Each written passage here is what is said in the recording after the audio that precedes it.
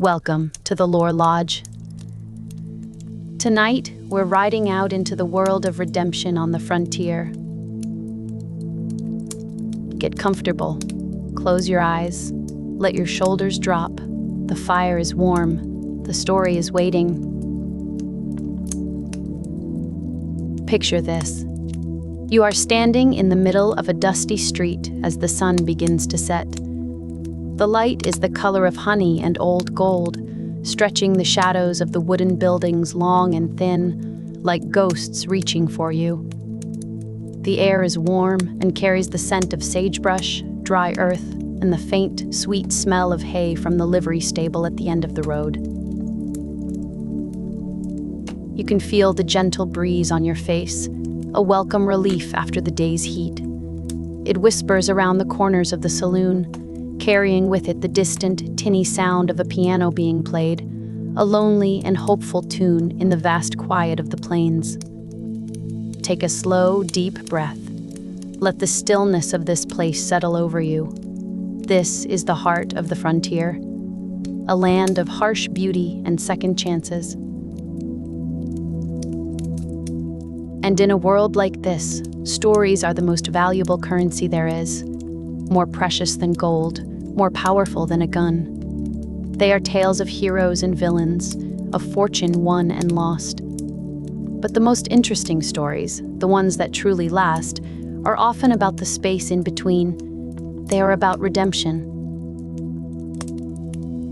Our story tonight is about a man who was a legend, a name whispered in fear around campfires and cursed by lawmen from the Dakota territories to the border. His name was Silas Kane, but most people just called him the Shade. To understand the man he tried to become, you first need to understand the monster he was. Silas wasn't just an outlaw, he was an artist, and his medium was chaos. In his prime, they said he could ride into a town at noon, rob the bank, the train station, and the general store, and be a memory by the time the church bell rang for 1 o'clock. He was impossibly fast, unnervingly quiet. That's where the name came from. One moment the street was empty, the next he was there, a tall, lean figure in a long gray duster. By the time you registered his presence, your world was already tilting on its axis. He moved like smoke, like a bad dream you couldn't quite wake from. He wasn't a shadow. He was the shade that falls just before the storm hits. Feel the worn leather of a saddle beneath you, the rhythmic, swaying gait of a good horse carrying you across an endless plain. The sun is warm on your back. For Silas, this was his office. This was his kingdom. The whole vast, untamed continent.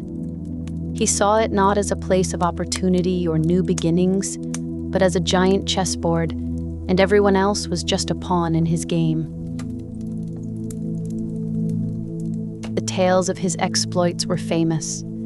There was the time he and his gang stopped the Black Creek Express, not with dynamite and bullets like common thugs, but with a herd of spooked buffalo. He understood the land, you see. He used its own wildness as a weapon. While the guards were distracted by a river of fur and horn, his men simply uncoupled the mail car and rolled it quietly down a siding they'd built themselves overnight. By the time the train company figured out what had happened, the gold was already melted down and halfway to Mexico. Then there was the legendary riverboat gambit in St. Denis.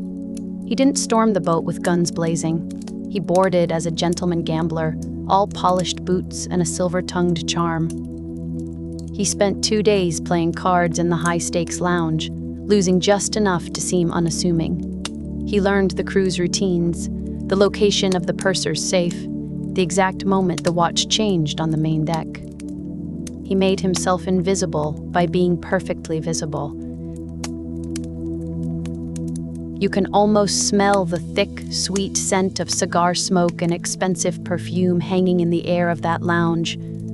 The soft clinking of whiskey glasses, the shuffle of cards on green felt. For Silas, This was just another kind of wilderness to be tamed. On the third night, during a lavish masquerade ball, he didn't use a gun. He used a fire alarm. In the gentle, organized panic, he slipped away, and so did every dollar in the safe. He left a single, perfect ace of spades on the empty metal shelf. His calling card. He was more than a thief. He was a phantom, a myth in the making. The Pinkertons, the famous detective agency, had a file on him as thick as a Bible, and not a single confirmed photograph. He was a ghost on their ledgers. His bounty was astronomical. Enough to buy a small town and still have enough left over for a very comfortable retirement. But no one could ever get close enough to collect. His gang, the Blackwood Riders, were loyal not out of fear, though there was plenty of that, but out of a kind of awestruck reverence. He was always one step ahead, of the law, of their rivals, of reality itself. He planned his jobs with the precision of a watchmaker. He saw angles no one else did. He never left loose ends, and he never, ever got emotional. That was his golden rule. Emotion was a liability, a weakness the world would use to hang you. Imagine the feeling of absolute confidence, the certainty that you are the smartest person in any room, on any street, in any valley, that you can see the strings that make the world dance, and you are the only one who knows how to pull them.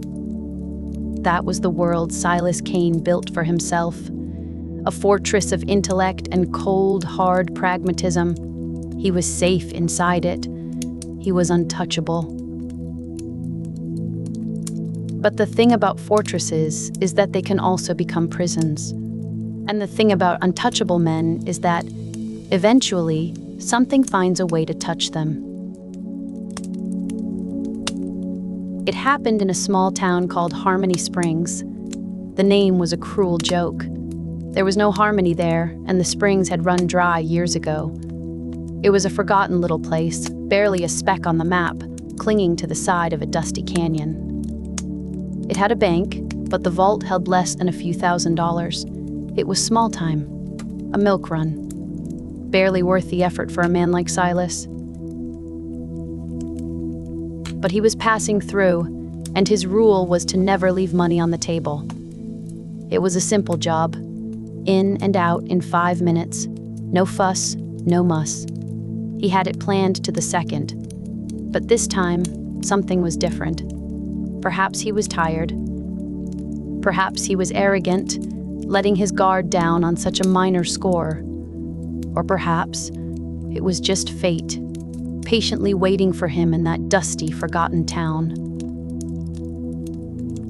You are standing outside that bank. The sun is high and hot, beating down on the cracked earth. The air is still, too still. The plan was simple. His right-hand man, a brute named Dutch, would create a diversion at the saloon, a staged bar fight. Loud enough to draw the town's single, half-asleep sheriff. While the law was occupied, Silas would walk into the bank, persuade the teller to be cooperative, and be on his horse before the first punch in the saloon had even properly landed. It should have worked. It always worked. But this time, the bank teller was new. A young man, barely 20, with more courage than sense. When Silas entered, the young man didn't freeze in terror as they usually did. He didn't faint or raise his hands. He reached for a shotgun he kept under the counter. Silas was faster. He always was. His pistol was in his hand before the young man had even shouldered the shotgun. A single shot. Not to kill. Never to kill unless absolutely necessary. That was another of his rules. Dead men created angry relatives and determined lawmen. Wounded men created fear. He aimed for the shoulder. A disabling shot. Clean and professional. But as the young man fell back, the shotgun went off. A deafening roar in the small, quiet bank. The blast went wide, tearing a huge hole in the plaster wall. It didn't hit anyone. But the sound, the terrible echoing boom, changed everything. The plan was broken. The 5 minutes were up. Outside, the sheriff wasn't at the saloon. He'd been on his way, but the gunshot from the wrong direction pulled him up short. Silas grabbed the money, his mind already calculating new escape routes, new variables. He ran out of the bank, expecting to see the sheriff. But the street was empty, except for a woman. She was running towards the bank, her face a mask of panic. And holding her hand was a little girl, no older than 7, with wide, terrified blue eyes. They were the bank teller's family, his wife and daughter. They had been at the general store across the street. They had heard the shot. Silas saw the recognition in the woman's eyes, then the terror. He was just a shape, a man with a gun and a bag of money. But in that split second, the little girl stumbled and fell, scraping her knee on the hard-packed dirt. Silas didn't stop. He couldn't. His gang was waiting at the edge of town. The law was coming. He vaulted onto his horse and spurted into a gallop. But as he rode away, he glanced back, and what he saw would be burned into his memory forever. The woman wasn't looking at him, the monster who had just shot her husband. She wasn't screaming for the sheriff. She was on her knees in the dust, next to her crying daughter, her entire world shrinking to that small, scraped knee. She was comforting her child. In the middle of chaos, of gunfire and robbery, her first and only instinct was love. Pure, selfless, unconditional love. Silas Kane, the Shade, the man who saw the world as a chessboard, had never accounted for a move like that. It didn't make sense. It was illogical. It was a weakness. But as he rode out of that dusty town, the image of the mother and child stayed with him. He saw the little girl's face, streaked with dirt and tears. And for the first time in his life, he didn't see a pawn. He saw a person. And in that moment, he saw himself, not as the legend, the phantom, the master strategist, but as the cause of those tears, the architect of that fear, the man who had torn a hole in their quiet, simple world for the sake of a few $1,000s he didn't even need. The fortress he had built around himself began to crumble, not with a bang, but with a quiet, sickening crack. The cold, hard logic that had protected him for so long suddenly felt like a cage. He had spent his life believing emotion was a liability. But what he saw in that street was a strength he couldn't comprehend, a power far greater than any gun or any grand plan. He rode for 2 days straight, barely stopping. His gang, the Blackwood Riders, watched him, confused. Their normally calm, calculating leader was silent, distant. He ate little, said less. On the third morning, camped in the high mountains, he made his decision. He gathered them around the campfire. The flames cast flickering shadows on their hard, weathered faces. These were men who had followed him through fire and flood, who trusted his judgment implicitly. He looked at each of them. Then he took his share of the money from the Harmony Springs job and every other job they had pulled in the last 6 months, and he threw it into the fire. Imagine the sound, the sizzle and pop as stacks of bills, a small fortune, turned to black ash, the stunned silence of the gang. Dutch, his second in command, thought he'd gone mad. He started to protest, to reach for the burning money. Silas just looked at him, and for the first time, his eyes weren't cold and calculating. They were filled with a profound, soul-deep weariness. "It's blood money," he said, his voice quiet, but carrying over the crackle of the fire. "And I'm done with it." He told them he was leaving, that the Blackwood Riders were finished. He offered them the rest of the gang's treasury to be divided amongst themselves. He only asked for one thing in return, that they ride east and he would ride west, and they would never cross paths again. There was an argument, of course. Confusion, anger. Some felt betrayed. But no one drew a gun on Silas Kane. Even in his moment of crisis, his reputation was a shield. They took the money. And by noon, he was alone, with just his horse, the clothes on his back, and the ghost of a little girl's face in his mind. This wasn't redemption. Not yet. It was just the beginning. It was the act of stopping. The recognition that the path you are on leads only to darkness, and that you must, at any cost, get off it. He had no plan, no grand strategy. For the first time in his life, Silas Kane was improvising. He rode for weeks with no destination. He was trying to outrun his own memory, but the ghost of Harmony Springs rode with him. He sold his horse, the fine, fast stallion that had carried him away from a dozen crimes, for a sturdy but unremarkable mule. He traded his expensive, custom-made pistol for a simple farmer's rifle. He burned his gray duster, the symbol of the shade, and bought the simple, rough-spun clothes of a laborer. You can feel the coarse fabric of that new shirt against your skin. It's unfamiliar, itchy. A constant reminder that you are someone else now, or at least you are trying to be. The sun feels hotter without the familiar weight of the duster. The world feels bigger, and you feel much, much smaller. He took a new name, Jacob Smith, the most common, forgettable name he could think of. He was no longer the shade. He was just a man looking for work. He drifted from town to town, taking odd jobs, mucking out stables, digging ditches, helping to build fences. Work? He would have sneered at just a few months before.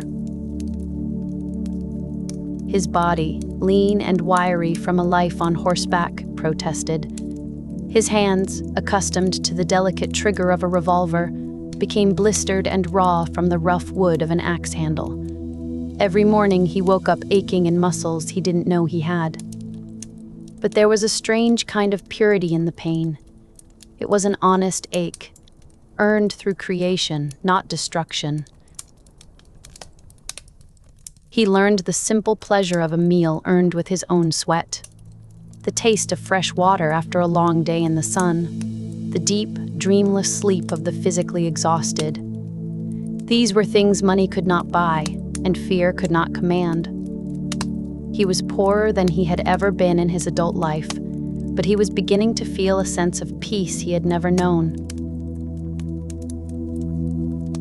But the past is not a coat you can simply take off and leave behind.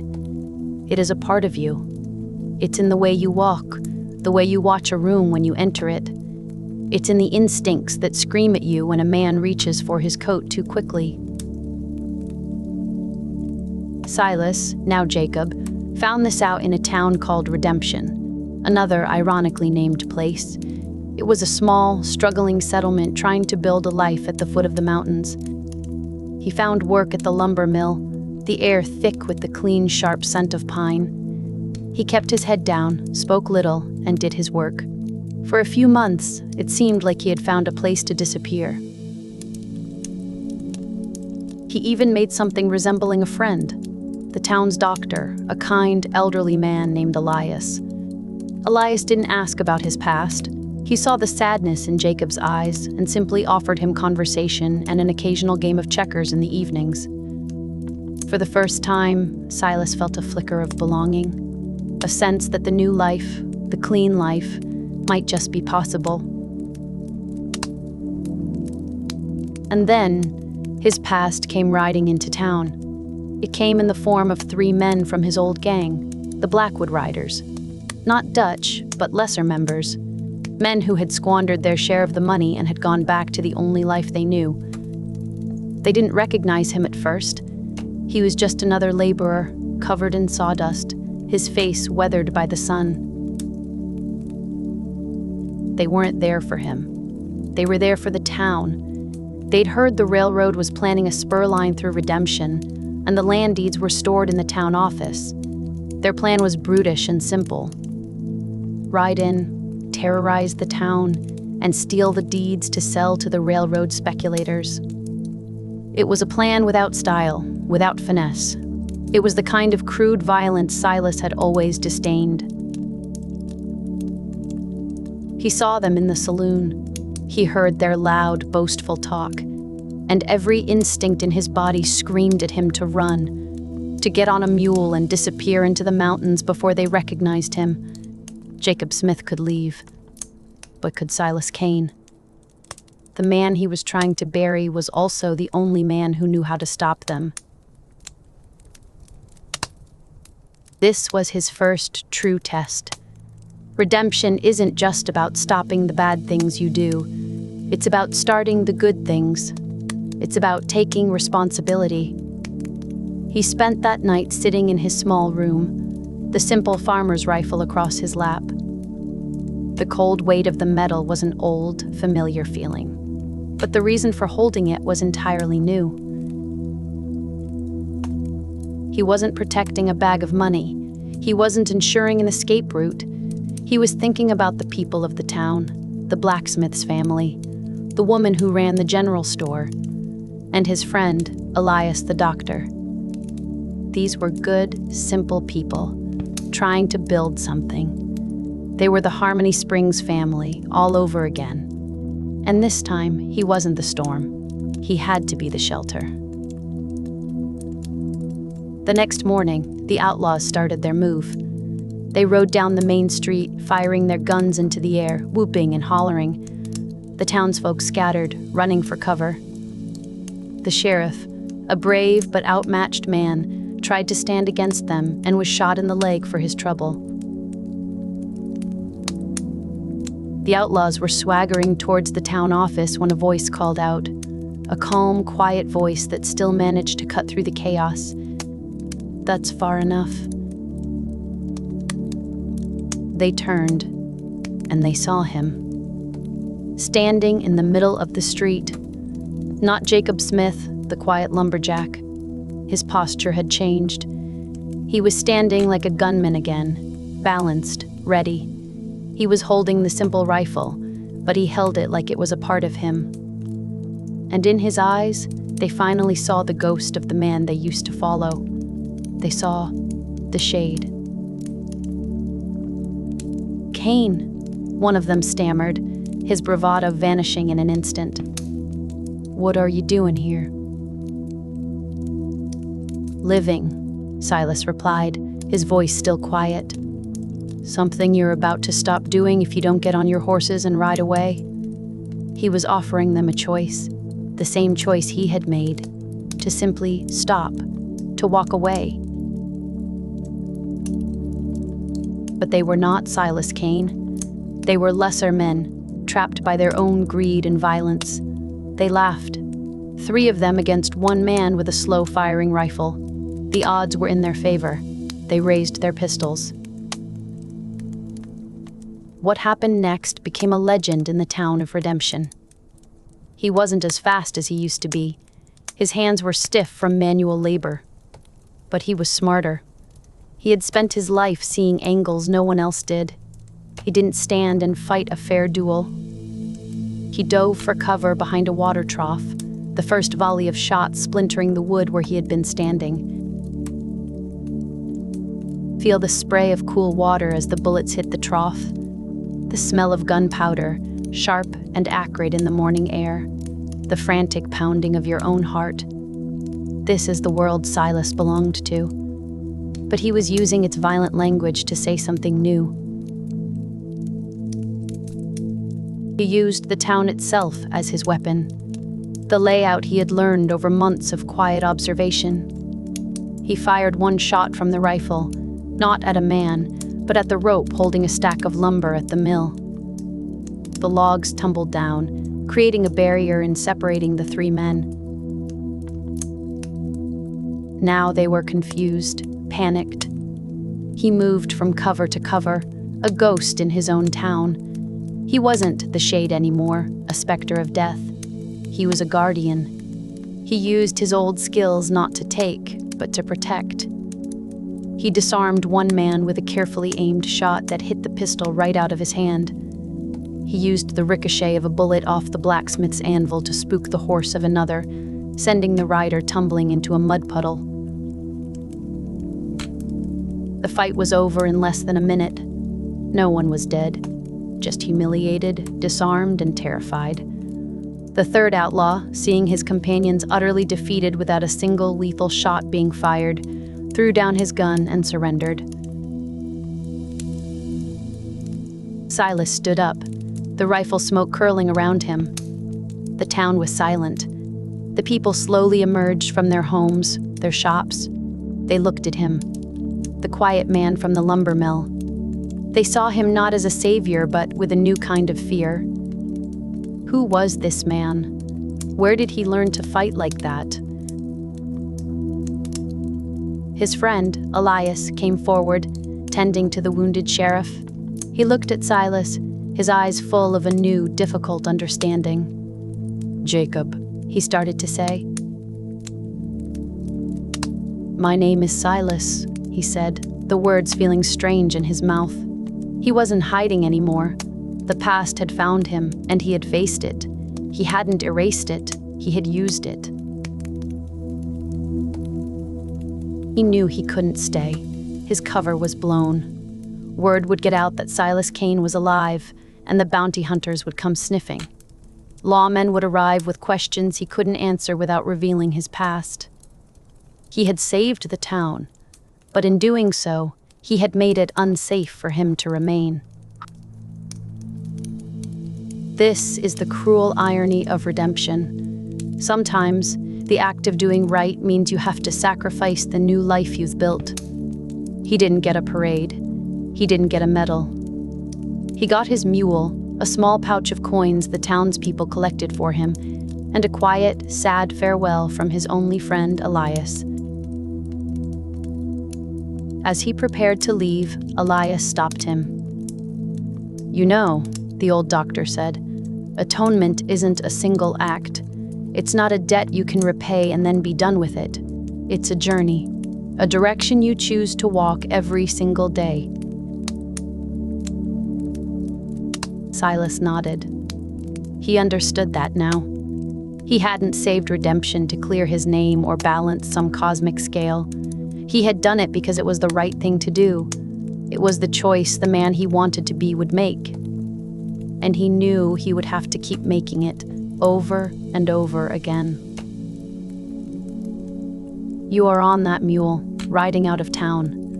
The sun is setting behind the mountains, painting the sky in shades of purple and orange. You can feel the gentle, rhythmic sway of the animal beneath you. The air is getting cooler. You are alone again. But it's a different kind of alone. It's not the proud, arrogant isolation of the fortress he had built before. It's a quieter, more humble solitude. He isn't riding away from something anymore. He is riding towards, well, he doesn't know what. And that's all right. The story of Silas Kane doesn't end with him becoming a sheriff or settling down with a family. That would be too simple, too neat for a world this messy. His redemption was never about finding a happy ending. It was about finding a purpose. A reason to keep going, to keep trying to be better, even when it's hard. Especially when it's hard. They say he drifted for the rest of his days, a quiet man who would appear in a town on the edge of trouble. He'd stay for a while, using his unique set of skills to solve a problem without fanfare or violence if he could help it. He was a phantom, but of a different sort now. Not a taker, but a mender, a guardian on the fringes. He never used the name Silas Kane again, but the legend of the Shade changed. The stories told around the campfires began to shift. They were no longer tales of a cold, brilliant thief, but of a mysterious stranger who would help those in need and then disappear before the sun came up. A ghost who tipped the scales, just a little, towards justice. His redemption wasn't about being forgiven by the world. The bounties on his head never went away.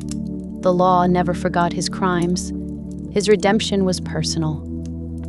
It was the quiet knowledge, as he laid his head down to sleep under a blanket of stars, that today he had left the world a little better than he had found it.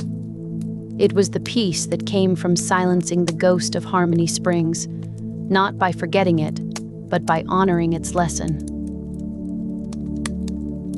And in the vast, quiet expanse of the frontier, under the endless, watchful eyes of the stars, that was more than enough. It was everything. The wood of the rocking chair is smooth and cool beneath your hands, worn down by years of quiet contemplation. Each slow, rhythmic creak is a familiar beat in the symphony of the evening. The air carries the scent of pine and damp earth, a fragrance of life, not of dust and gunpowder. You think about the name they once whispered in fear, Silas Kane. It feels like a story about someone else now, a ghost from a different time. The man who sits here now is not that man.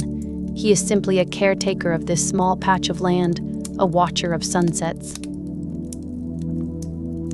The old revolver, the one that felt like an extension of your arm for so long, rests not on your hip, but in a locked wooden box buried deep beneath the floorboards. You do not fear it. You do not hate it. It is simply a tool from a life you no longer lead. Its silence is part of your peace.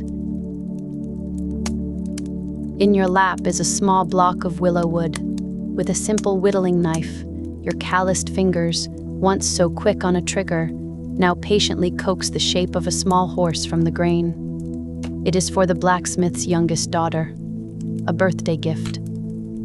Your hands have found a new purpose, a gentler skill. You lift your gaze to the horizon. The sun bleeds across the sky in colors of soft orange and deep purple. It is a sight you saw 1,000 times on the trail, but never truly looked at. Back then, the setting sun was just a warning, a signal to make camp and watch your back. Now, it is just beautiful. The first stars begin to appear in the deepening twilight. A lone coyote calls out from the distant hills, not a threat, but a part of the landscape's voice. The crickets begin their nightly chorus. These are the sounds that have replaced the saloon piano and the angry shouts of men. You remember the faces of the people in the town below, the gratitude in their eyes when you helped rebuild the barn after the storm, the simple nod of respect from the sheriff. You did not seek their praise or their forgiveness. You sought only to build something where you had once only destroyed. Atonement, you have learned, is not a grand gesture. It is not a single act of heroism that washes away the past. It is a quiet, daily practice. It is waking with the sun to mend a fence. It is sharing your meager supplies with a traveler. It is the patience to carve a small wooden horse. The weight you carried for so long, the heavy cloak of your reputation, has finally fallen away. It did not happen all at once. It slipped away piece by piece with every sunrise, with every act of simple kindness, until one day you woke and realized you felt light as the cottonwood seeds that drift on the summer breeze. The last sliver of light vanishes behind the mountains. The sky is now a deep velvet blanket, scattered with the diamond dust of 1,000,000 stars. The air grows cooler, and you pull your worn coat a little tighter around your shoulders.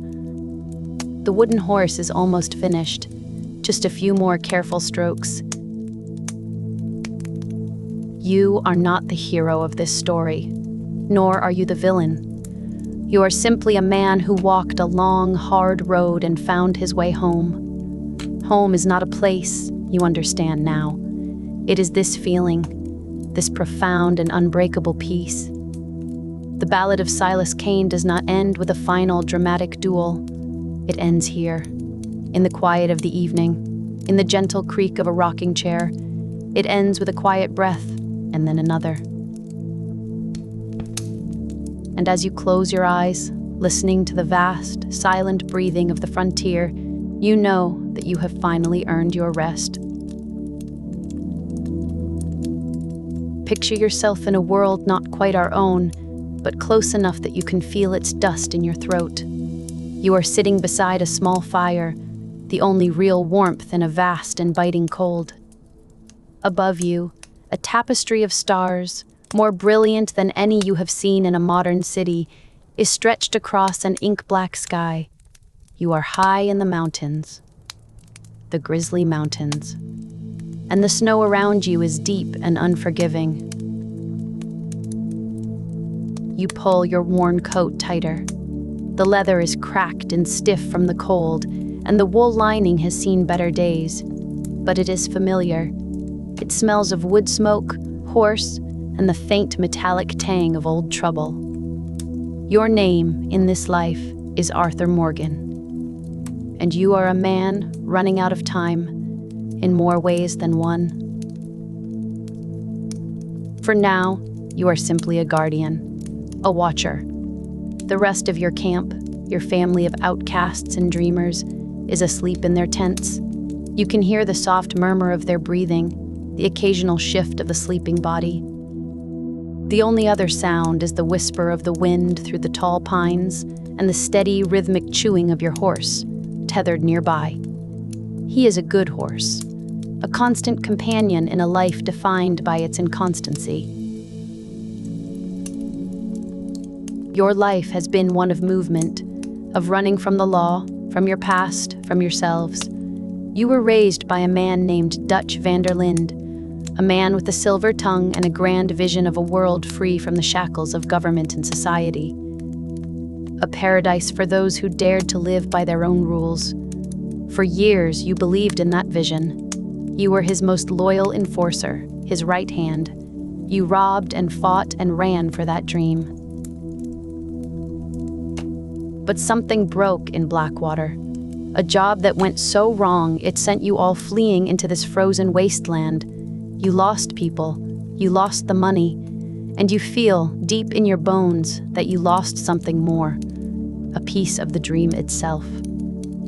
Now, huddled by the fire, you trace patterns in the snow with a stick. The lines are aimless, just like you feel.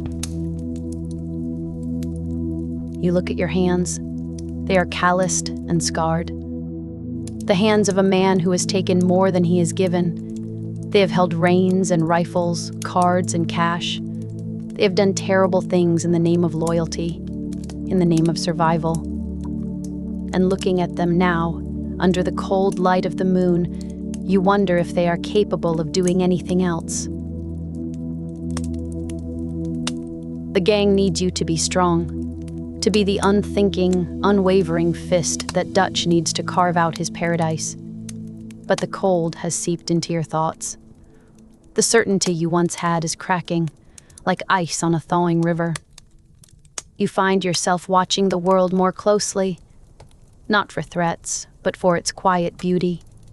The way the snow clings to the pine needles, the distant call of an owl, the gentle warmth of your horse's breath misting in the air. You have started to keep a journal, sketching the plants and animals you see, writing down your thoughts. It's something you keep to yourself, a small private rebellion against the hard man you are supposed to be. In its pages, you are not just an outlaw. You are an observer, a thinker, a man wrestling with the life he has led. The fire pops, sending a shower of orange sparks into the darkness. They die out almost instantly, a brief flash of brilliance against the overwhelming dark. It feels like a metaphor for something, but you are too tired to figure out what. You stand up, stretching your stiff limbs. The cold bites at your exposed skin. It is time to move on. Always time to move on. Your journey takes you down from the mountains into the green and rolling hills of the heartlands. The air is warmer here. It smells of rich earth and sweet grass. Life feels possible again. The gang sets up a new camp at Horseshoe Overlook. From this vantage point, you can see the world stretching out before you, a vast, open promise. And for a while, it feels like the dream might still be alive. Dutch is back to his old self, full of grand speeches and elaborate plans. He talks of one last big score, just one more, and then you will all escape to a life of peace. Tahiti, he says. Or Australia. Some far-flung paradise where the past cannot reach you. You want to believe him. Part of you, the part that has followed him for 20 years, still does. But the doubts that were born in the snow have followed you into the sunshine. You see the cracks in the family, the whispers. You do the work, of course. You rob a train carrying the fortune of a wealthy industrialist. You get into skirmishes with rival gangs. You do what needs to be done to survive. But you also find moments of quiet. You go fishing in the Dakota River, feeling the gentle tug of the line, the sun warm on your back. You track a legendary buck through the forests, your senses alive, your mind focused on the simple, honest challenge of the hunt. In these moments, you feel a peace that no stolen money can buy. A connection to the land that feels more real than any of Dutch's plans. The air feels different here. It's heavy with the promise of summer, thick with the scent of clover and wildflowers. You can feel the warmth of the sun on the back of your neck as you guide your horse along a dusty trail. This is a land of second chances. A place where a person might forget who they were and become someone new. But the past has a long shadow. You receive a letter, a name you have not allowed yourself to think about for a long time. Mary, a woman you once loved, from a life you almost had, a life of quiet respectability, far from the world of guns and outlaws. Her letter is a plea for help. Her family is in trouble, and she is turned to you, the man she left behind because of the life you lead. You hesitate. Helping her means stepping back into a world you no longer belong to. It means facing the man you might have been, but you cannot refuse. The memory of her is a warmth you have carried for years, a small ember in the cold emptiness of your outlaw heart. You ride to meet her, the familiar creak of your saddle, a steady rhythm beneath you. Seeing her again is like a physical blow. She looks older, sadder, but she is still Mary. The kindness in her eyes is still there. Being with her, even for a short while, feels like breathing clean air after being trapped in a smoke-filled room. You help her with her problem. You face down her drunken father. You retrieve a precious family heirloom. You act not as an outlaw, but as a good man. And for a moment, you see it reflected in her eyes. The man she once saw in you. She asks you to run away with her, to leave the gang, leave the life, and start anew. The offer hangs in the air between you, a beautiful, impossible dream. It is everything you have ever secretly wanted: a home, a family, a future. But you look down at your hands again.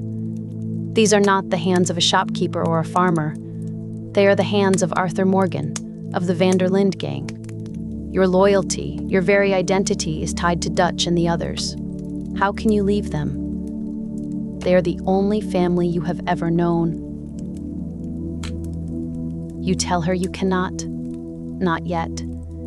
You see the hope die in her eyes, and it is a pain sharper than any bullet. You ride away from her, the dust of the road blurring your vision. The warmth of that brief encounter makes the rest of your life feel colder than ever before. And then comes the sickness. It starts as a cough, a weakness in your chest that you ignore. You are an outlaw. You are tough. You push through it. But it gets worse. One day, in the bustling, grimy streets of the industrial town of Annisburg, you are collecting a debt for the gang's loan shark. The man you are collecting from is sick, desperate. His wife and child watch with frightened eyes. He cannot pay. He coughs, a racking, terrible sound, and splatters blood across your face. You feel a flicker of pity, but you have a job to do. You take what little he has. You are the enforcer. This is who you are. As you ride away, you wipe the man's blood from your cheek. But it is too late. The seed is planted. Weeks later, the cough becomes your constant companion. You grow thin. Your strength fades. During a gunfight in the city of Saint Denis, you collapse in the street. The world goes black. You wake up in a doctor's office. The room smells of antiseptic and decay. The doctor's face is grim. He tells you what you already know, deep down. Tuberculosis. In this time, it is a death sentence. The doctor's words are calm and clinical, but they land like sledgehammers. There is no cure, only management, rest, clean air, things you cannot have. Your life is not one of rest. It is a life of running. The doctor gives you some medicine to ease the symptoms, but you both know it is just a way of marking time. You walk out of the doctor's office and the world looks different. It is sharper, more vibrant. The colors of the city seem impossibly bright. The sounds, the clatter of trams, the shouts of vendors, the murmur of the crowd are a symphony you had never truly heard before. You are a ghost walking among the living. You have a secret that separates you from everyone around you. You are dying. The diagnosis is not just a sentence. It is a lens. Suddenly, you see everything with a desperate clarity. You see the futility of Dutch's plans, the endless cycle of violence and running. You see the greed and paranoia poisoning the gang from within. And you see the short, precious time you have left slipping away like sand through your fingers. You ride out of the city, away from the smog and the noise. You ride until you find a quiet spot by a river. You sit and watch the water flow. It is constant, uncaring. It was flowing long before you were born, and it will flow long after you are gone. For the first time, you are not afraid of death. You are afraid of a meaningless death, of dying for a dream that has become a lie, of leaving nothing good behind in this world. A deer steps out of the woods on the far bank. It looks at you with wide, dark eyes. It is calm, unafraid. In its gentle presence, you feel a strange sense of peace. A moment of connection to the natural world that has always been your true sanctuary. You sketch the deer in your journal, your hand surprisingly steady. You write beside the sketch, "I guess I'm afraid." It is the most honest thing you have written in your life. This knowledge, this certainty of an ending, changes you. It burns away the non-essential parts of your soul, the posturing, the false bravado. What is left is a simple, urgent question. What do you do with the time you have left? Your path leads you back to the family of the man from Annisburg, the man whose debt you collected, Thomas Downs. You learn that he has died from the same sickness that now racks your body.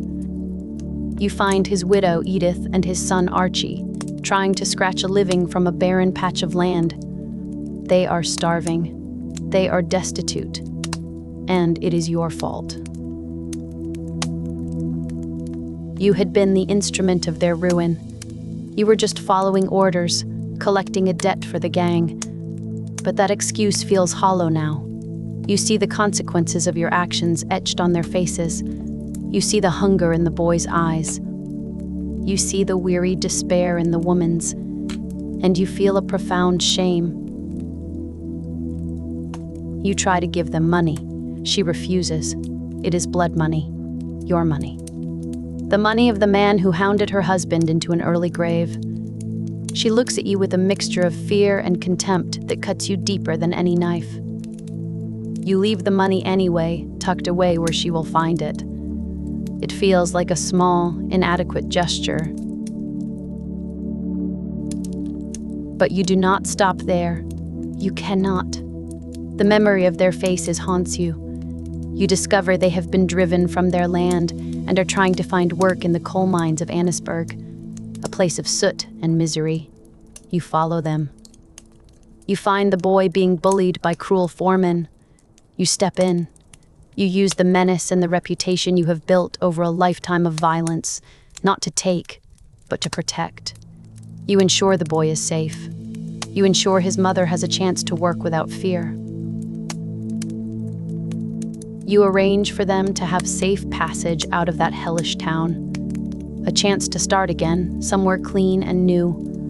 You do it all from a distance, without thanks, without recognition. You are not seeking forgiveness from them. You know you do not deserve it. You are seeking something for yourself, a chance to put one thing right in a life of wrong, to balance the scales just a little. As you watch their train pull away from the station, a plume of white steam rising into the gray sky, you feel a cough tear through your chest.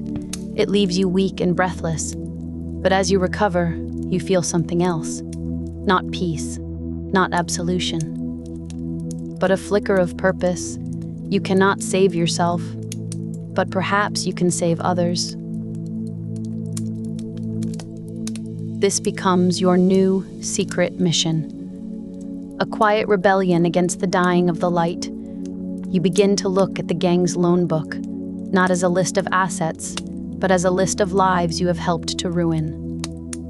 You visit the desperate people your colleague Strauss has entrapped in debt, but instead of collecting, you forgive. You tear up their contracts. You give them what little money you have. You tell them to leave, to start again, to forget they ever met you. Each act is a small stone dropped into the vast lake of your past misdeeds. The ripples are small, but they are there. You help a Polish immigrant who is being exploited. You save a man from his own foolish pride. You are not a hero. You are just a man with a deadline. A man trying to clean up some of his own mess before he leaves the world. You do it all under the nose of Dutch, who is becoming more and more consumed by his paranoia. He sees enemies everywhere. He trusts no one but the sycophantic Micah Bell, a man who smells of cheap whiskey and betrayal. Dutch's grand vision of freedom has soured into a desperate, violent scramble for self-preservation. He no longer talks of building a new world. He only talks of destroying the old one. Your paths diverge. While Dutch plans bigger scores and more desperate gambles, you find yourself drawn to smaller, more human dramas. You encounter a widow, Charlotte Balfour, living alone in the wilderness after the death of her husband. She is a city woman, completely unprepared for the harsh realities of frontier life. She is starving, grieving, and terrified. You could ride on. It is not your problem, but you stop. You teach her how to hunt, how to track animals, and how to shoot. You bring her food. You sit with her by her fire and you listen. You do not offer grand speeches or empty promises. You simply offer your time, your practical knowledge. You give her the tools to survive on her own. In her company, you find a quiet comfort. She does not know who you are, what you have done. She sees only a kind, sad-eyed man who is helping her. Being with her, you can almost pretend to be that man, a good man. you see the strength return to her. The fear in her eyes is replaced by a quiet determination. When it is time for you to leave, she is no longer a victim. She is a survivor. And you know you had a small part to play in that. These acts of kindness are your own private redemption. They do not wash away the blood on your hands, but they add something new to the ledger, something clean, something that is purely your own. It is a quiet, lonely road. The rest of the gang, caught in Dutch's downward spiral, would not understand. They still see you as the enforcer, the muscle. They do not see the change happening within you. Only one person seems to see it, a nun you meet at a train station. Sister Calderon. You give her some money for the poor. She thanks you, but she looks at you with a piercing gaze.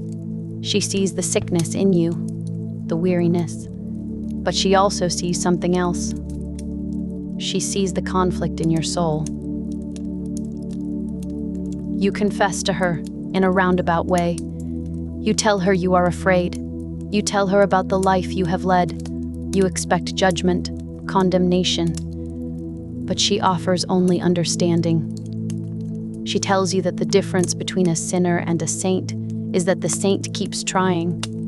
She tells you to take a chance that love exists and to act on it. Her words stay with you. They are a simple, profound truth in a world of lies and complications. Take a chance that love exists. It is a philosophy so different from the one you have lived by. The gang's philosophy was to take what you want, to trust no one, to survive at any cost.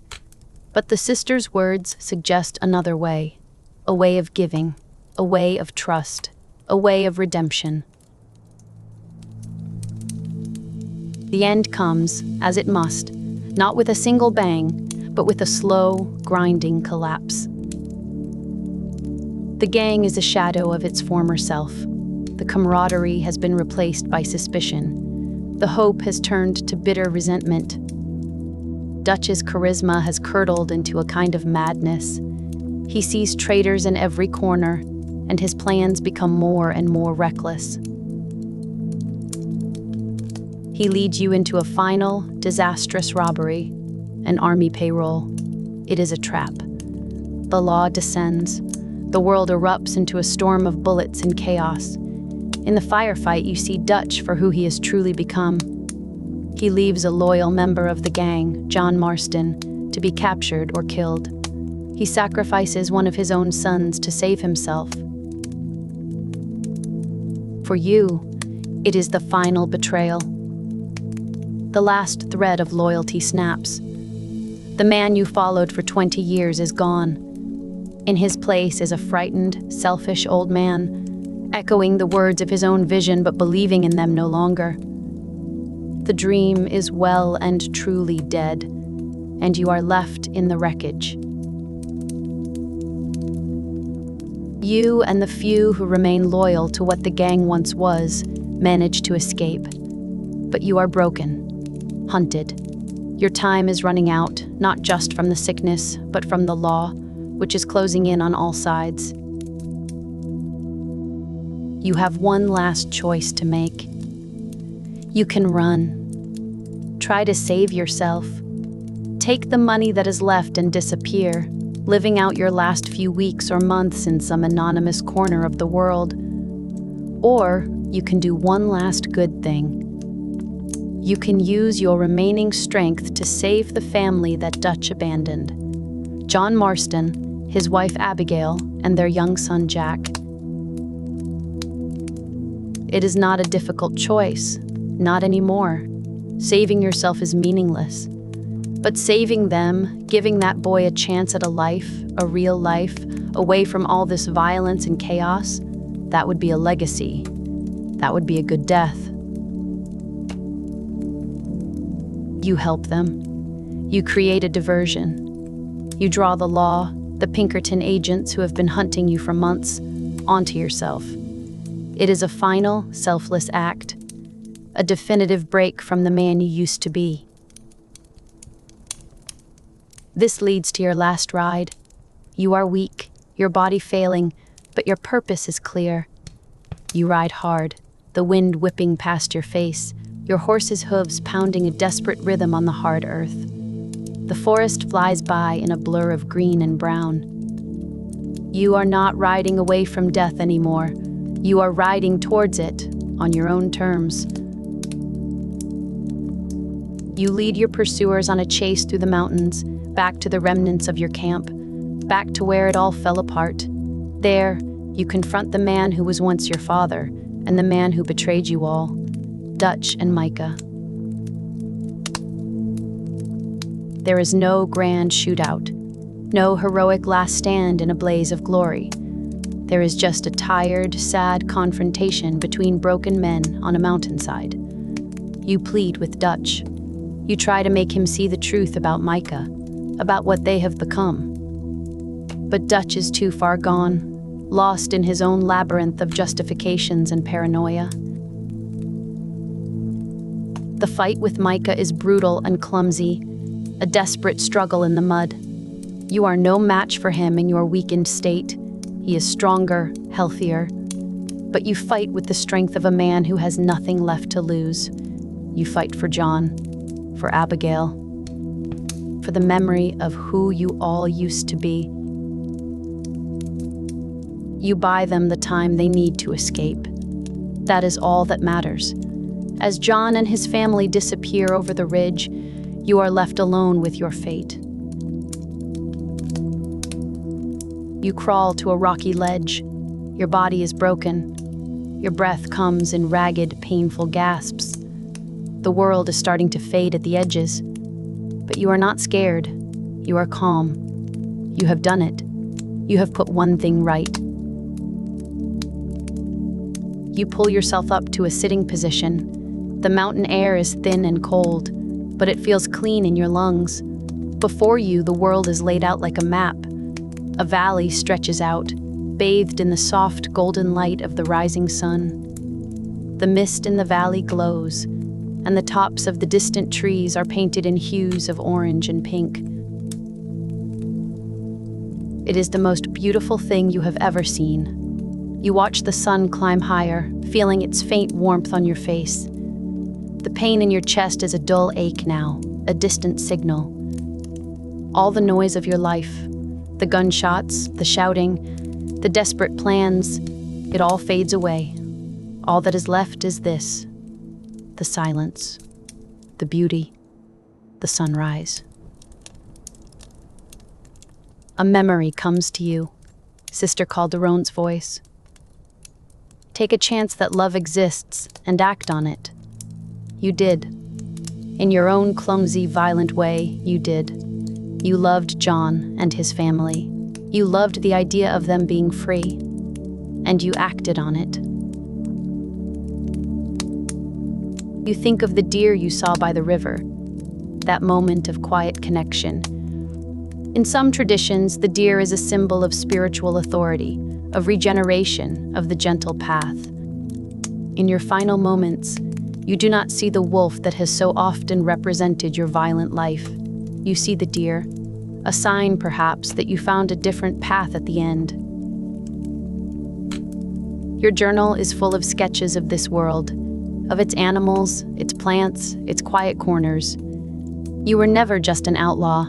You were always an artist, a naturalist, a man who loved the world, even as he was helping to destroy it. You left a record of its beauty. That is something.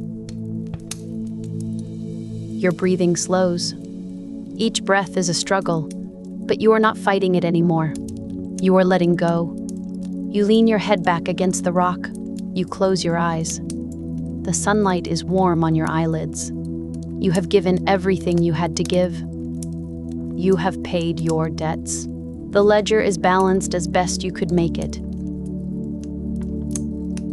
And as the sun breaks fully over the mountain ridge, flooding the world with light, you take your last peaceful breath. Your redemption was not found in a church or in the forgiveness of others. It was found here, on a lonely mountainside. Earned not with prayer, but with sacrifice. It was a life of violence and crime, yes, but in the end, it was a life redeemed. The sounds of the struggle have faded. All that is left is the whistle of the wind as it sweeps across this lonely mountaintop. You feel the rough, cold stone against your back, an unyielding anchor to a world you are slowly leaving behind. The fight is over. Not just the fight with Micah, but the bigger one. The one you have been waging inside yourself for months, for years. Every breath is a trial, a shallow, rattling thing that barely stirs the air. But even that is beginning to quieten now. The burning in your lungs, the fire that has consumed you from the inside out, is banking to embers. A strange sense of calm descends, a quiet acceptance that you have run out of time, and that is all right. With an effort that feels monumental, you turn your head. You look out over the valley, towards the jagged silhouette of the distant mountains. The world is bathed in a pre-dawn twilight, a soft gray and purple that smooths all the hard edges of the land. It is beautiful. Terribly, heartbreakingly beautiful. You think of John, and Abigail, and little Jack, a family. You see them in your mind's eye, riding away from the chaos, towards a horizon you will never reach. You gave them your final act of loyalty, not to a gang, not to a failing idea, but to a person, to a chance at a different life. It was the one clean thing you had left to give.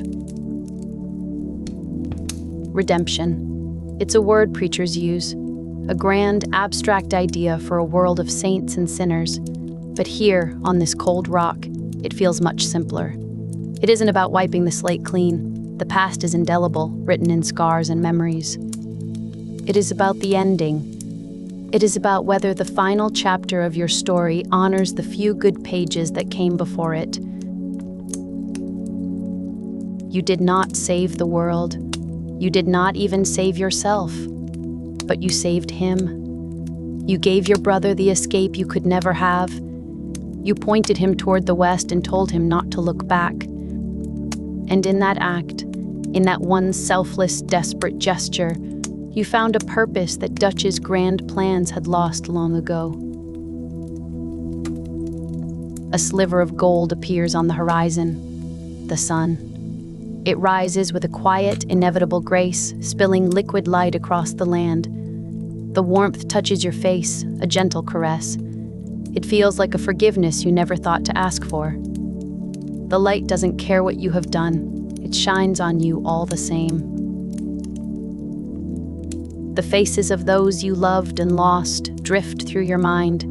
Hosea, Lenny, Susan. Their ghosts are not here to haunt you. They are here to sit with you, to watch the sunrise one last time. You were a family of a kind. Broken and doomed, perhaps, but a family all the same. And you loved them.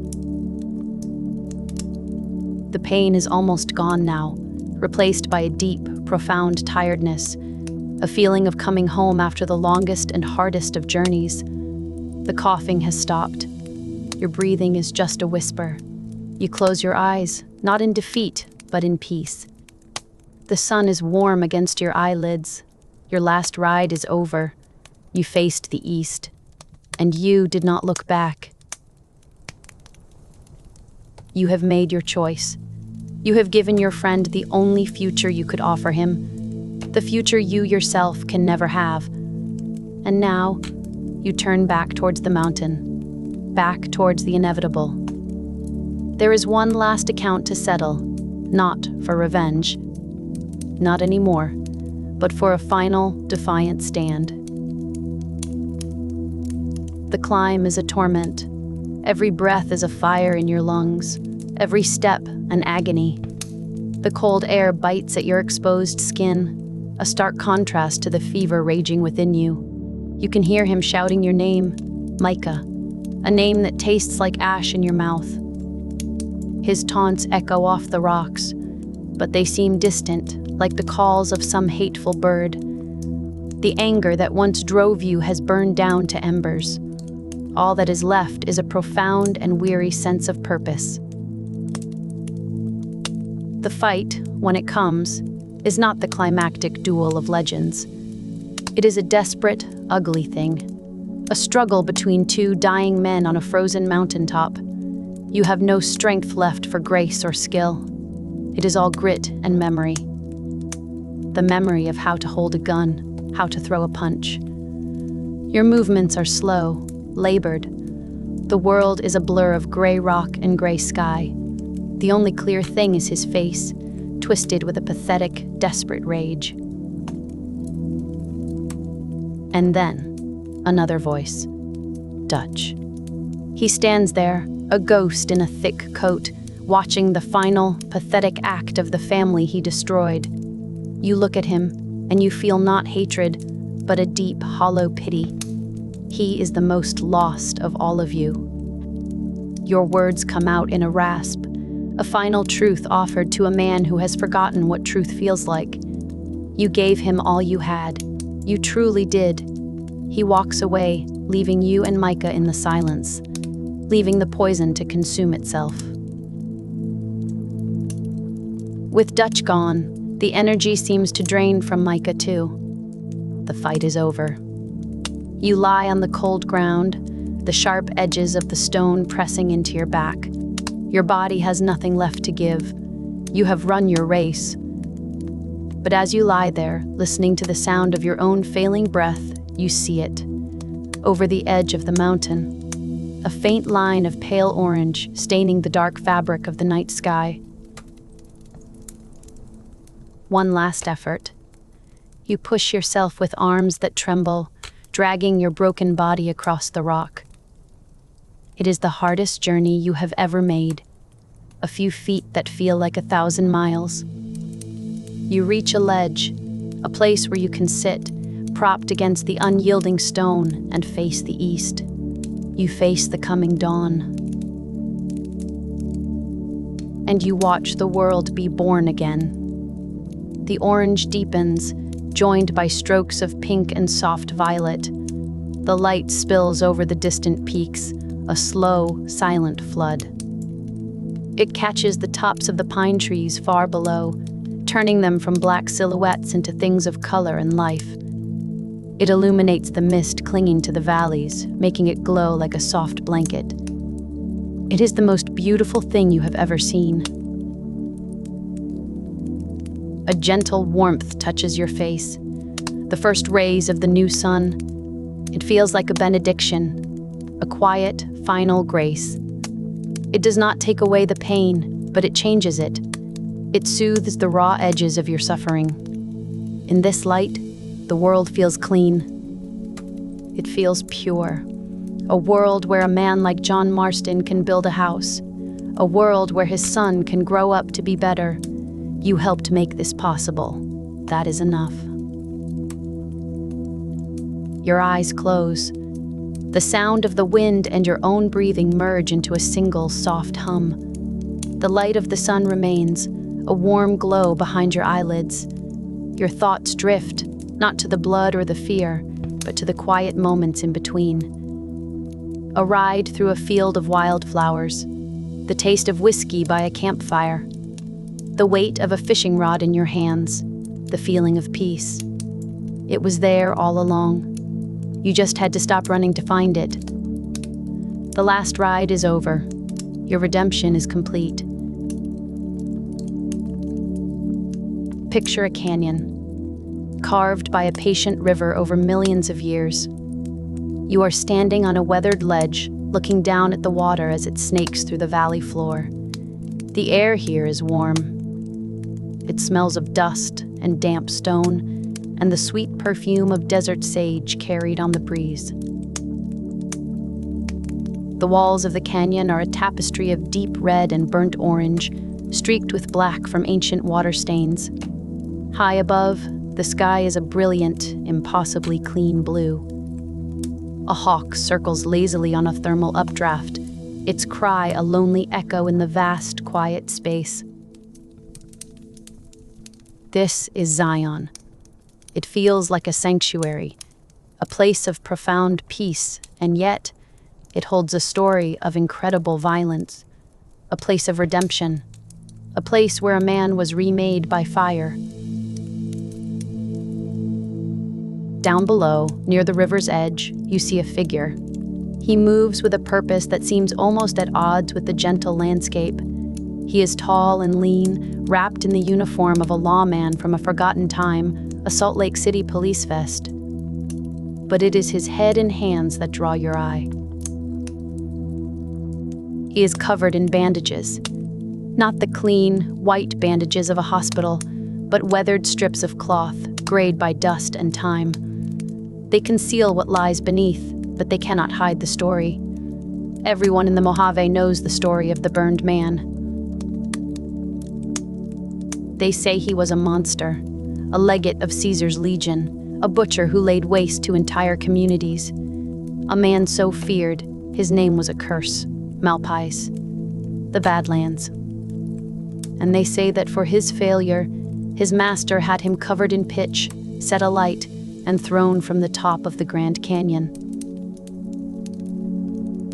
He should be a ghost, a cautionary tale told around campfires.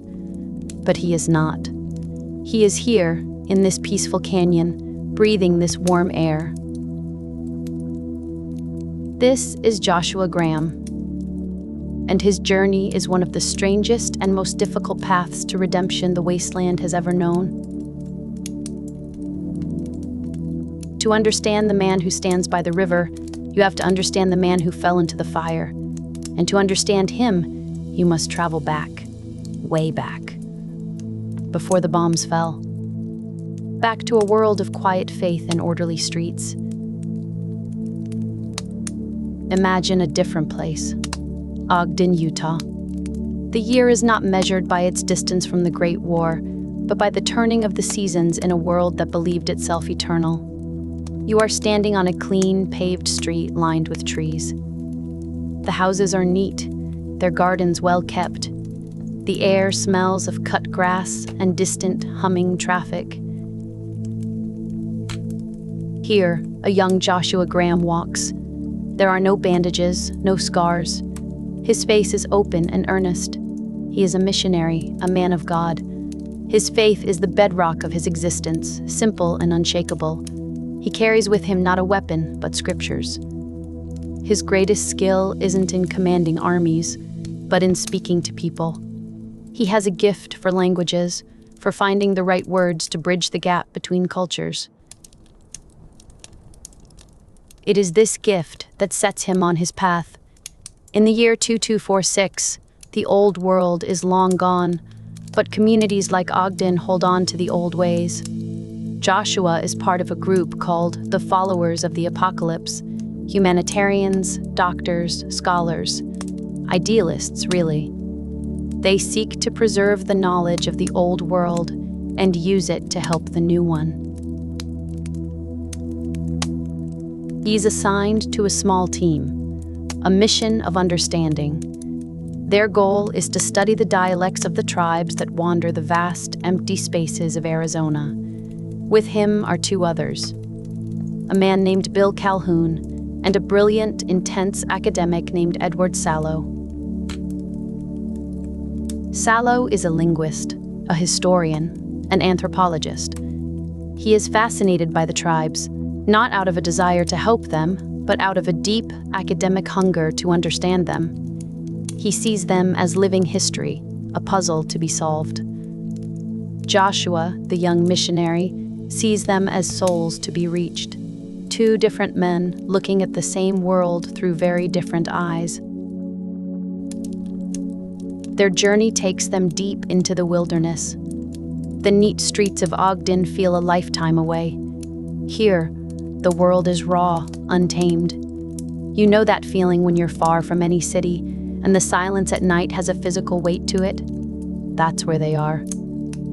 The nights are filled with the cries of unseen animals, and the days are governed by the harsh, unrelenting sun.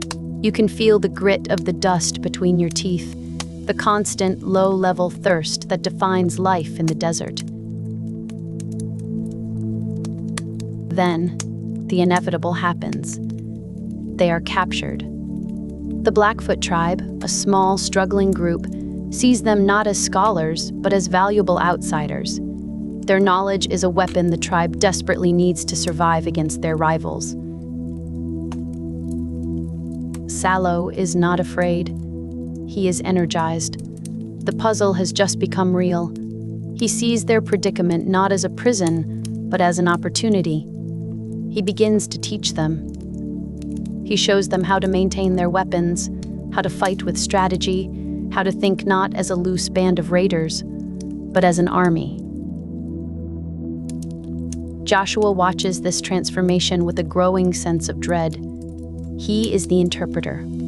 His gift for language, once used to share faith and understanding, is now being used to translate drills, tactics, and threats. He is the bridge between Salo's cold intellect and the tribe's desperate will to survive. Every word he speaks helps forge them into something new, something harder and more dangerous. Salo's methods are brutally effective. The Blackfoots don't just survive, they conquer. They absorb their rivals, growing stronger with each victory. And Salo is no longer just their teacher. He is their leader. He sheds his old name, his identity as a follower of the apocalypse. He looks to the history books he so loves, to the ancient Roman Empire. He calls himself Caesar. And Joshua Graham, the missionary from Ogden, is at his side. He too sheds his old identity. He is no longer a man of peace. He is Caesar's right hand, his first legate, the Malpais legate. His purpose has shifted. He is no longer trying to save souls. He is trying to build an empire on the ashes of the old world. Imagine the Legion's camp. It is nothing like the chaotic, scrap-built towns of the Mojave. It is a place of harsh order. Tents are arranged in perfect, disciplined rows. The air smells of wood smoke, sweat, and oiled leather. The dominant color is a deep, imperial red. Banners bearing the golden bull of Caesar snap in the desert wind. The sounds are of marching feet, of steel being sharpened, of orders barked in a strange mixture of English and Latin. There is no room for softness here, no place for weakness. The Legion rejects the comforts and medicines of the old world. Pain is a teacher. Survival is the only virtue. As the Malpais legate, you walk through this camp. You are feared, respected.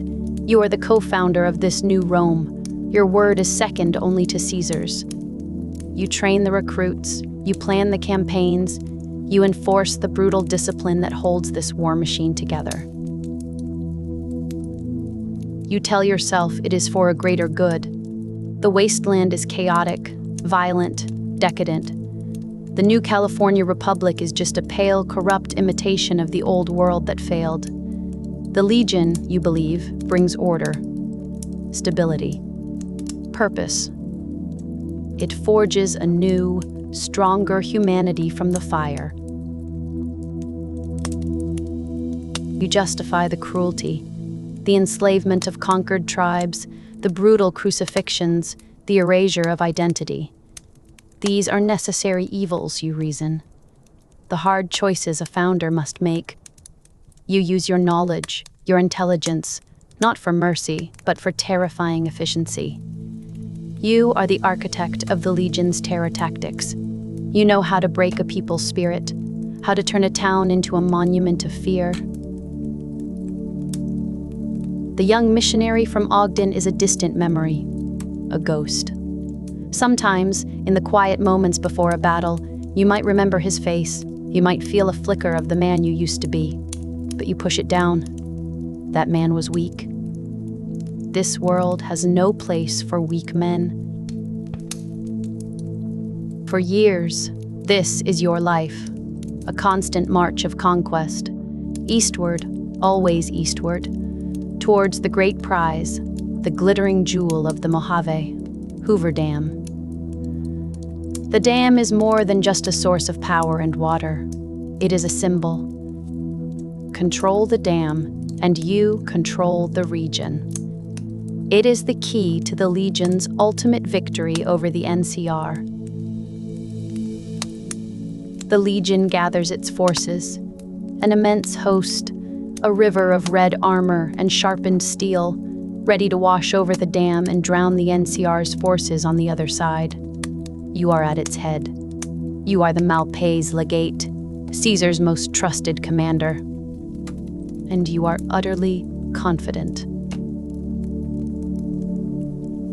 This will be your greatest triumph, the culmination of everything you have built, the moment that vindicates all the hard choices, all the terrible necessities. The first battle of Hoover Dam is about to begin, and you have no idea that it will be the end of your world. You are standing on a ridge overlooking the dam. The great white curve of concrete is stark against the blue water of Lake Mead. Below you, your army is a sea of red. The air is thick with anticipation, the low hum of thousands of soldiers ready for the order to advance. You have planned this assault meticulously. You have studied the enemy, the terrain. You believe the NCR to be soft, complacent. Their soldiers fight for paychecks. Yours fight for glory, for Caesar. You see no possibility of failure.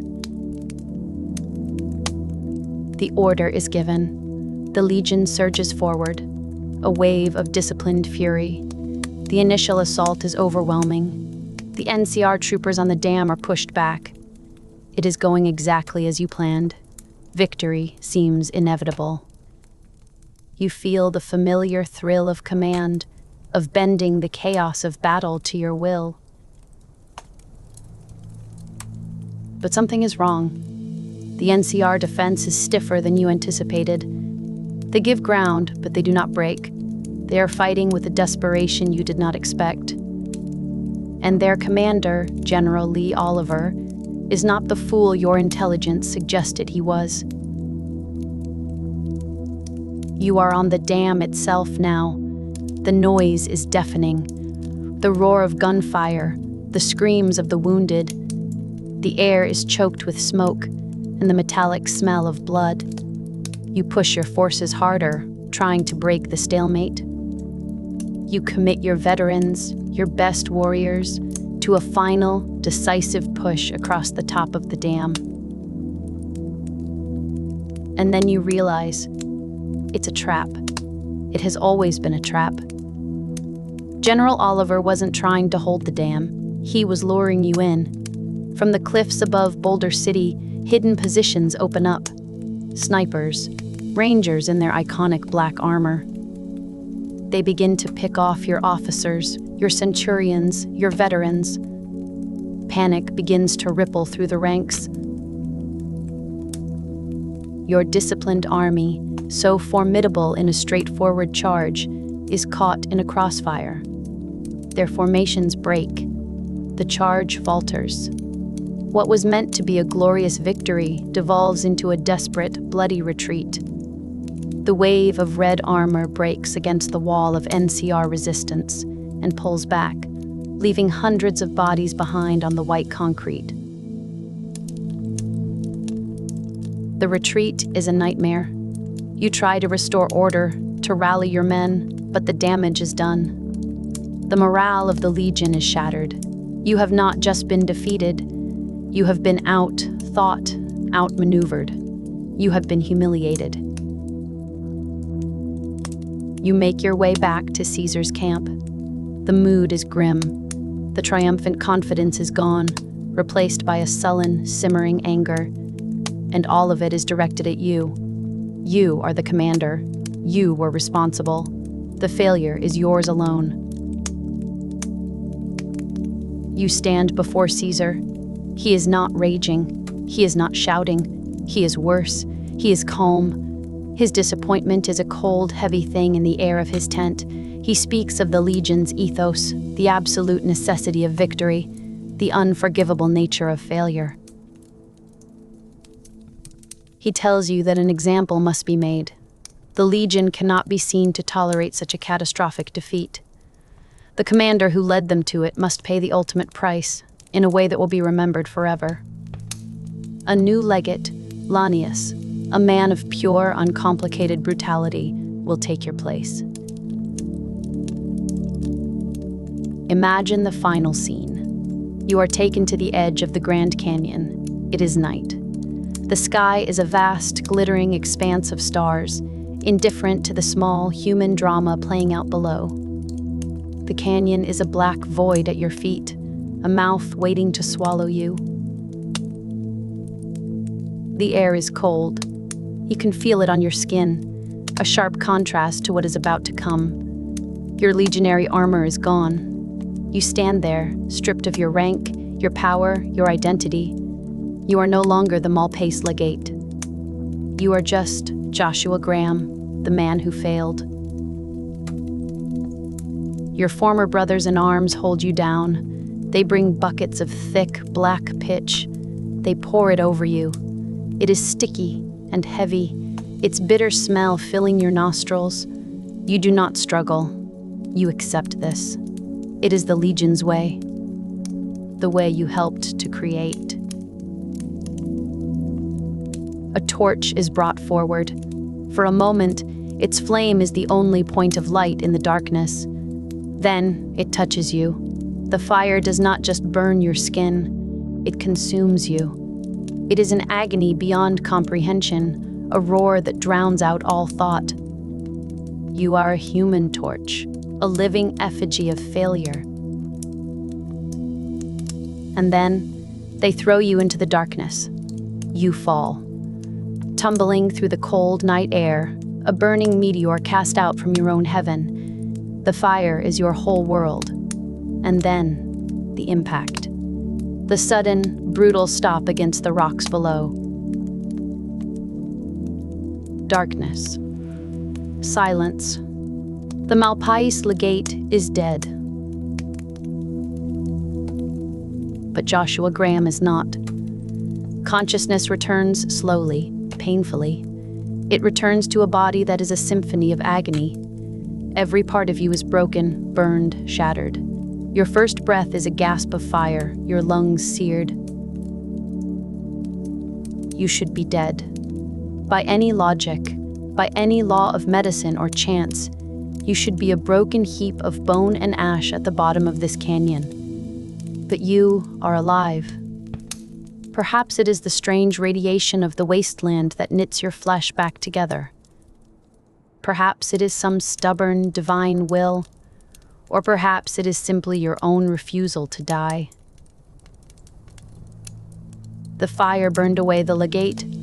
It burned away the strategist, the conqueror, the co-founder of an empire. But it did not burn away the man from Ogden. It did not burn away his faith. Lying there, in the dark, in unimaginable pain, you pray. For the first time in years, you truly pray. Your survival is a long, slow crawl out of hell. You drag your broken body through the wilderness. You eat what you can find. You drink from muddy puddles. The world is a blur of pain and grim determination. Every single step is an act of defiance against Caesar, against death itself. You travel north, towards home, or what you remember as home. You have no map, only the homing instinct of a wounded animal. The journey takes months. You are a terrifying sight to anyone who sees you. A shambling, burned figure wrapped in rags. A specter haunting the wastes. You feel the texture of the rough bark on the trees you used to pull yourself up. You feel the sharp edges of the rocks under your crawling hands. The world is reduced to these raw sensory inputs. The feeling of cool water on your scorched throat. The faint warmth of the sun on your ruined back. Finally, you reach New Canaan, a small, fortified town of fellow Mormons, descendants of those who survived the Great War. You are a ghost from their past, a man who left the faith for a life of conquest and violence. You return as a monster. They are terrified of you. They see the ruin of your body and know the stories of the Malpais legate. But they are also people of faith. They see a prodigal son returned from the brink. They take you in. They tend to your wounds as best they can. They give you clean bandages, food, shelter. For the first time in decades, you are shown kindness without an ulterior motive. It is a strange, unsettling feeling. You try to live among them. You try to be the man you were. You work the fields. You attend prayers. You try to find peace. But the warrior is still inside you. The Malpais legate is not dead, only dormant. You see the weaknesses in the town's defenses. You see the threats gathering on the horizon. The wasteland is not a peaceful place. Raiders, hostile tribes, the long shadow of the Legion itself. Your past will not let you go. Caesar cannot allow the story of your survival to spread. A man who survives his ultimate punishment is a symbol of defiance. It undermines his authority. So he sends agents, not an army, but an idea. He uses a man named Ulysses, another courier who walks the wastes, to arm and manipulate a local tribe. The White Legs. He gives them weapons, technology, and a mission. Destroy New Canaan. Erase the last refuge of Joshua Graham. The White Legs, eager to prove themselves worthy of joining the Legion, accept the task with savage glee. War comes to your sanctuary. It is a brutal, one-sided affair. The people of New Canaan are faithful and hardworking, but they are not warriors. The White Legs are. They fall upon the town like wolves. You fight to defend your new home. The skills of the legate, long suppressed, rise to the surface. You are a whirlwind of death and righteous fury. You kill with a cold efficiency that terrifies your own people as much as it does the enemy. You are a protector, but your protection is a violent, terrible thing. But you are only one man. New Canaan falls. It is burned to the ground. Many are killed. The peace you had briefly found is turned to ash. Your past has reached out and destroyed your present. You gather the survivors, a heartbroken, terrified flock, and you lead them on an exodus. You lead them to the one place you know of that might be safe, a hidden, isolated place of beauty and peace, a place you scouted long ago. You lead them to Zion Canyon. You become their reluctant war chief, their protector. You are no longer just Joshua Graham. You are the burned man, and your war for redemption has just begun. And so you are back in the canyon. The sun is lower now, painting the rock walls in softer shades of gold and purple. The air is cooling.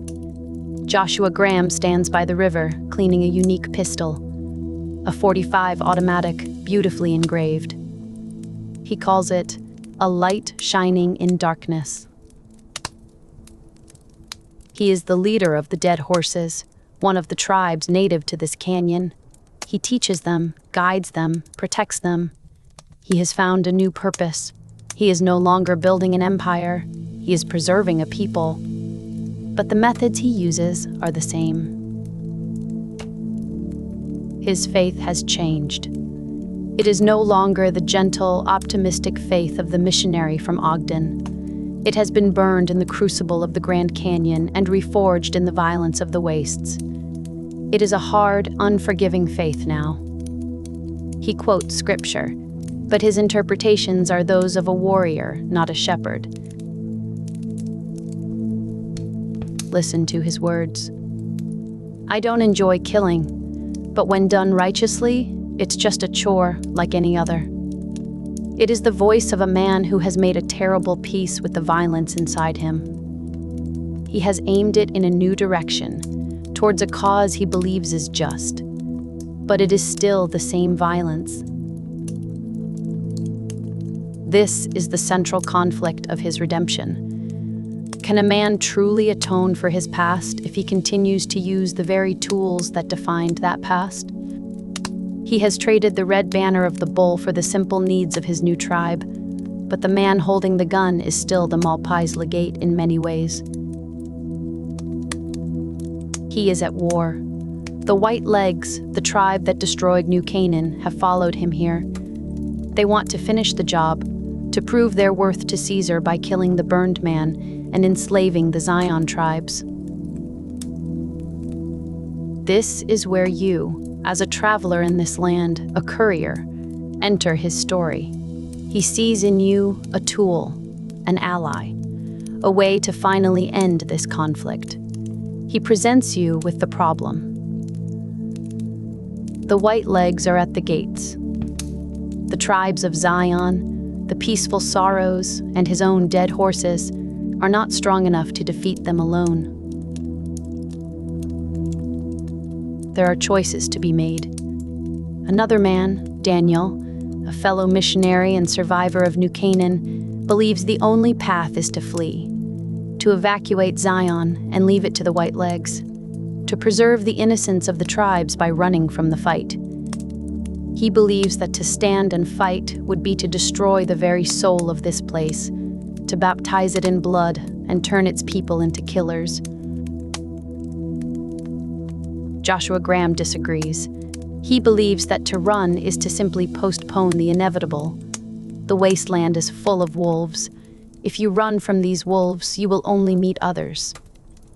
He believes the only way to truly protect his flock is to teach them how to kill the wolves, to eliminate the threat completely and utterly. His plan is one of brutal, tactical annihilation. It is the plan of the Malpais legate.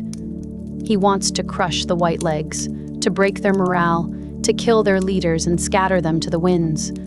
He sees it as a righteous necessity, a terrible chore that must be done. You can feel the weight of this choice. It is the choice between two kinds of faith: Daniel's faith in peace and flight, and Joshua's faith in righteous violence and finality. Your decision will determine the fate of this canyon and everyone in it.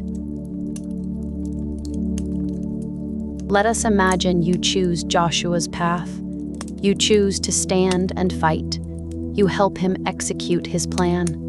You become the instrument of his will.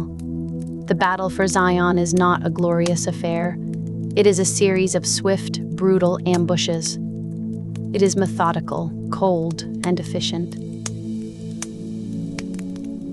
It ends with a final confrontation with the White Legs' leader, a man named Salt upon Wounds. You defeat him. He lies at your feet, broken and helpless. Joshua Graham stands over him, his pistol in his hand. He intends to execute him, to make an example of him, just as Caesar once made an example of Joshua. Here lies the final test of his redemption. You can let him do it. Let him complete the cycle of violence. Or you can intervene. You can suggest mercy. You can argue that showing mercy to a defeated foe is a greater strength than executing him. If you convince him, something remarkable happens. The hard shell of the burned man cracks for a moment. He looks at the pathetic, defeated warrior at his feet, and he sees a reflection of himself. He sees the folly of the legion's brutal logic. He lets Salt upon Wounds go, to return to his tribe with a message of their defeat.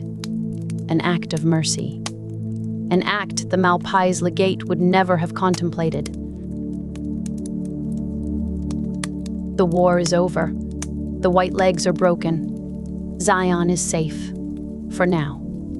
You stand with Joshua Graham on a cliff, looking out over the peaceful valley.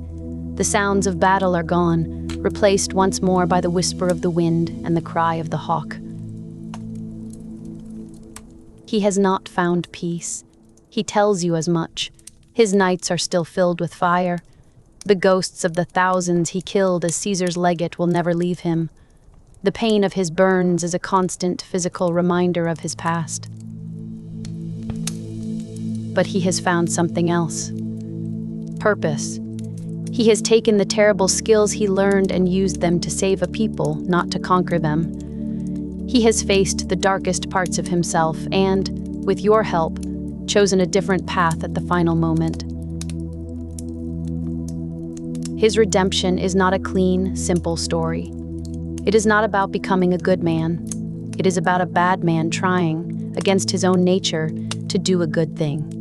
It is messy, violent, and incomplete, much like the frontier itself.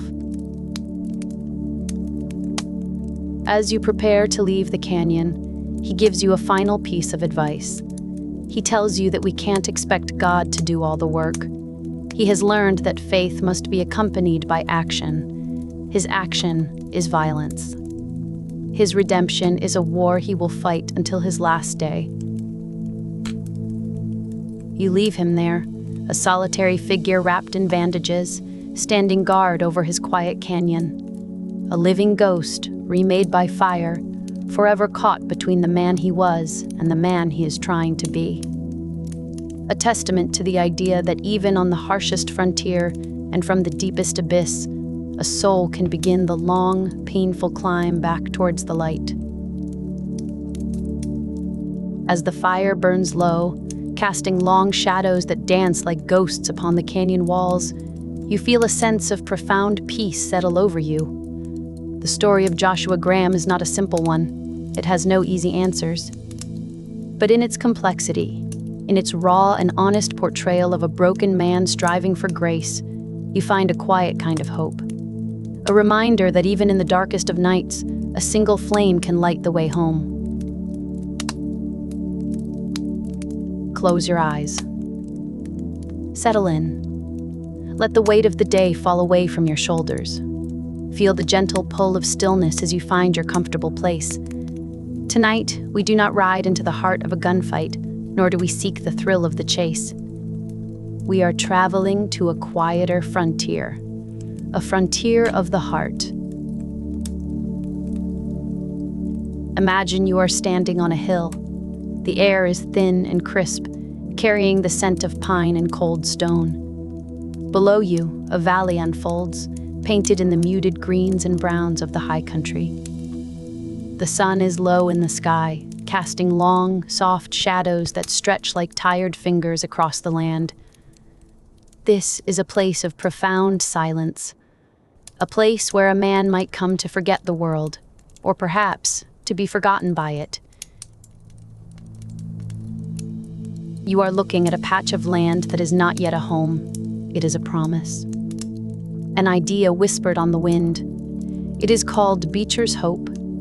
And it is here, in this quiet corner of the world, that a man named John Marston will try to outrun his own ghost.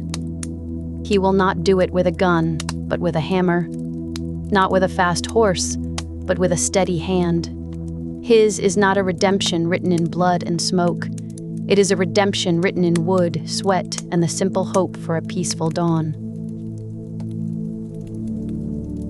To understand John's search for peace, you must first understand the noise he is fleeing from. You have heard the stories, the tales of the Vanderlinde gang, a band of outlaws who saw themselves as ghosts of a dying age. They were family, of a sort, bound by loyalty and a shared dream of a world that no longer wanted them. You can almost feel the echoes of that life, the warmth of a shared campfire under a blanket of stars, the easy laughter, the shared danger that forged bonds stronger than steel. But you can also feel the chill of its ending, the betrayal, the paranoia, the slow, curdling decay of a dream into a nightmare. John was there for all of it. He was a son to its leader, a brother to its members, and he saw it all fall apart. He left that life, or tried to, but the frontier does not forget. Its memory is long, etched into the dusty plains and the dark mountain passes. For years, John tried to live a different life, a simple life, but the past has a way of catching up. His old allegiances, his old sins, were a debt that had to be paid. He was forced back into the life he had tried to escape, tasked with hunting down the men who were once his brothers. It was a cruel irony. To earn his freedom, he had to become the very thing he no longer wished to be: a hunter, a killer, a ghost from a bygone era. He did what was asked of him. He rode across the country, a reluctant instrument of a new kind of law. He faced down his past, one bullet at a time. And when the dust settled, when the last of his old comrades was gone, he was promised his reward. A clean slate, a chance to go home, to be the man he was supposed to be, a husband, a father. And so he came here, to this empty patch of land in West Elizabeth. He arrived not as a conquering hero, but as a tired man carrying the weight of two lives, the one he lived and the one he wished he had. He brought with him what little he had left. An old friend, Charles Smith, a weary but loyal companion called Uncle, and a dream of a house, a ranch, a place called home. Stand with him now, on that hillside. The wind is a low whisper through the tall grass. It feels cool against your skin. You can smell the damp earth, the promise of rain on the horizon. John is not a young man anymore. The lines on his face tell a story of hard miles and harder choices. His eyes, though, they are fixed on the valley below, not with the sharp gaze of a gunslinger scanning for threats, but with the softer focus of a man trying to see the future. It is a daunting sight. The land is wild, untamed. There is nothing here but trees, rocks, and silence. To some, it would look like an ending, the edge of the world. But to John, it looks like a beginning, a blank page. The first act of redemption is not a grand gesture. It is the simple act of picking up a tool. You can feel the rough, worn wood of the axe handle in your hands. It is solid, real, a welcome change from the cold, heavy steel of a revolver. The first tree falls with a sound that is both a crack of thunder and a sigh of surrender. The noise echoes across the valley, a declaration of intent. We are here. We are building.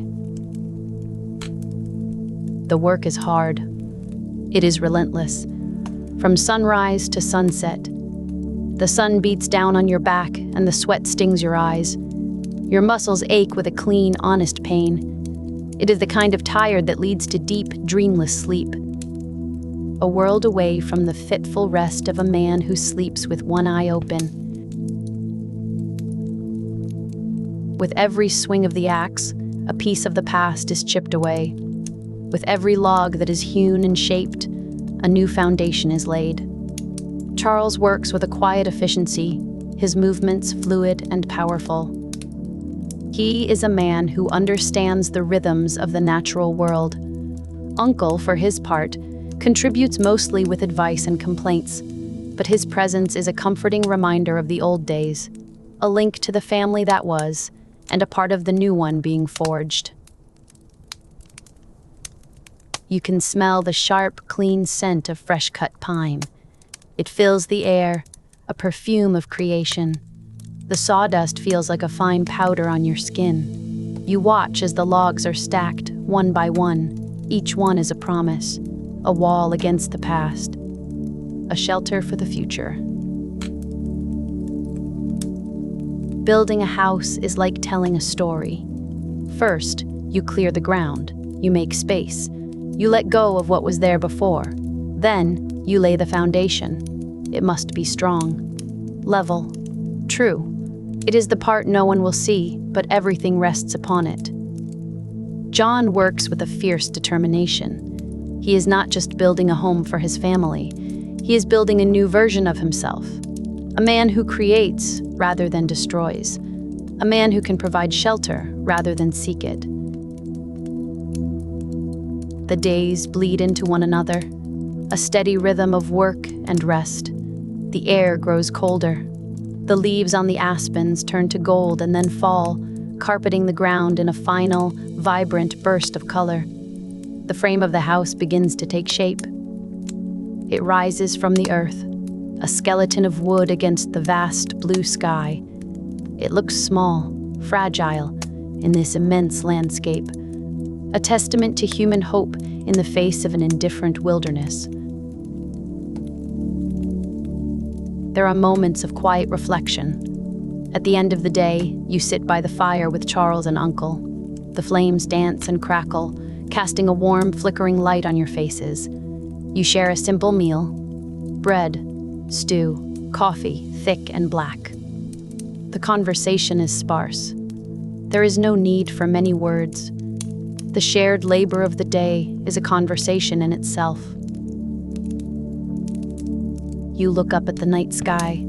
The stars here are brighter than you have ever seen them. A spill of diamond dust across black velvet. There are no city lights to dim their brilliance. It is a humbling sight. It makes a man and his troubles feel very small indeed. In these quiet moments, John can almost believe it is possible, that this new life is not a dream, that he can truly leave the ghost of his past behind. The house grows, piece by piece. The walls go up, enclosing a space that was once open to the wind and rain. You learn the language of carpentry, the bite of the saw, the satisfying thud of the hammer driving a nail home. It is a language of precision, of patience. There is no room for anger or haste. The wood demands respect. It demands a calm hand. John is learning this new language. It is a slow process.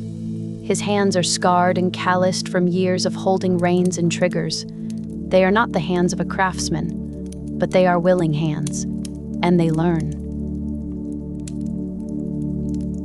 You help to raise the roof beams. It is a moment of quiet triumph. You stand inside the structure for the first time, looking up at the sky through the open rafters. It is no longer just a collection of logs. It is a room, a space with purpose. You can imagine a fire in the hearth, a table in the center, the sound of laughter echoing off the walls that are yet to be built.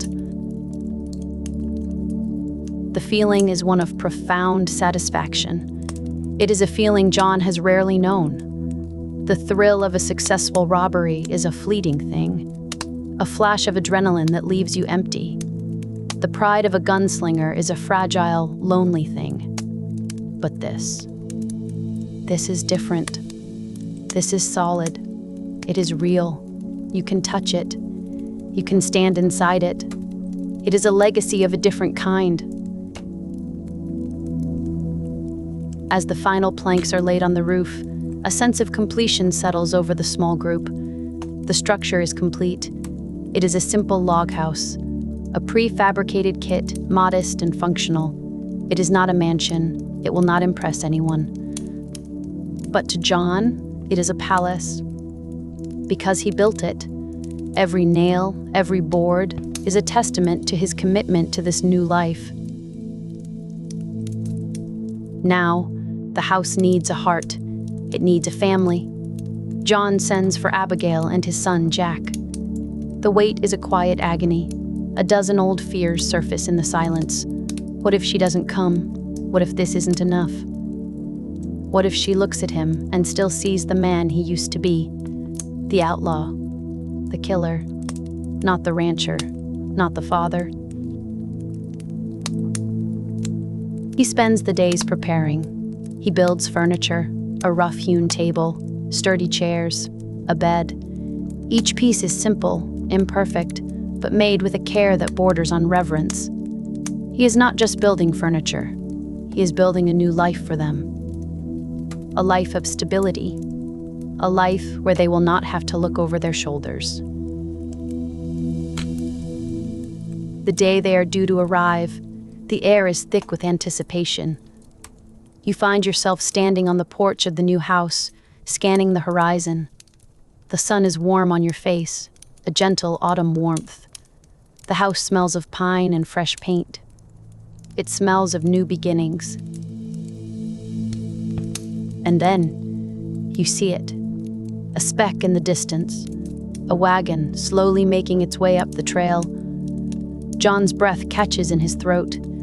It is a moment suspended in time. Everything he has worked for, everything he has hoped for, is in that wagon. As the wagon draws closer, you can see them. Abigail, her face set in a familiar expression of cautious hope. And Jack, now a young boy, no longer the child John left behind. He looks around at the rugged landscape with a mixture of awe and uncertainty.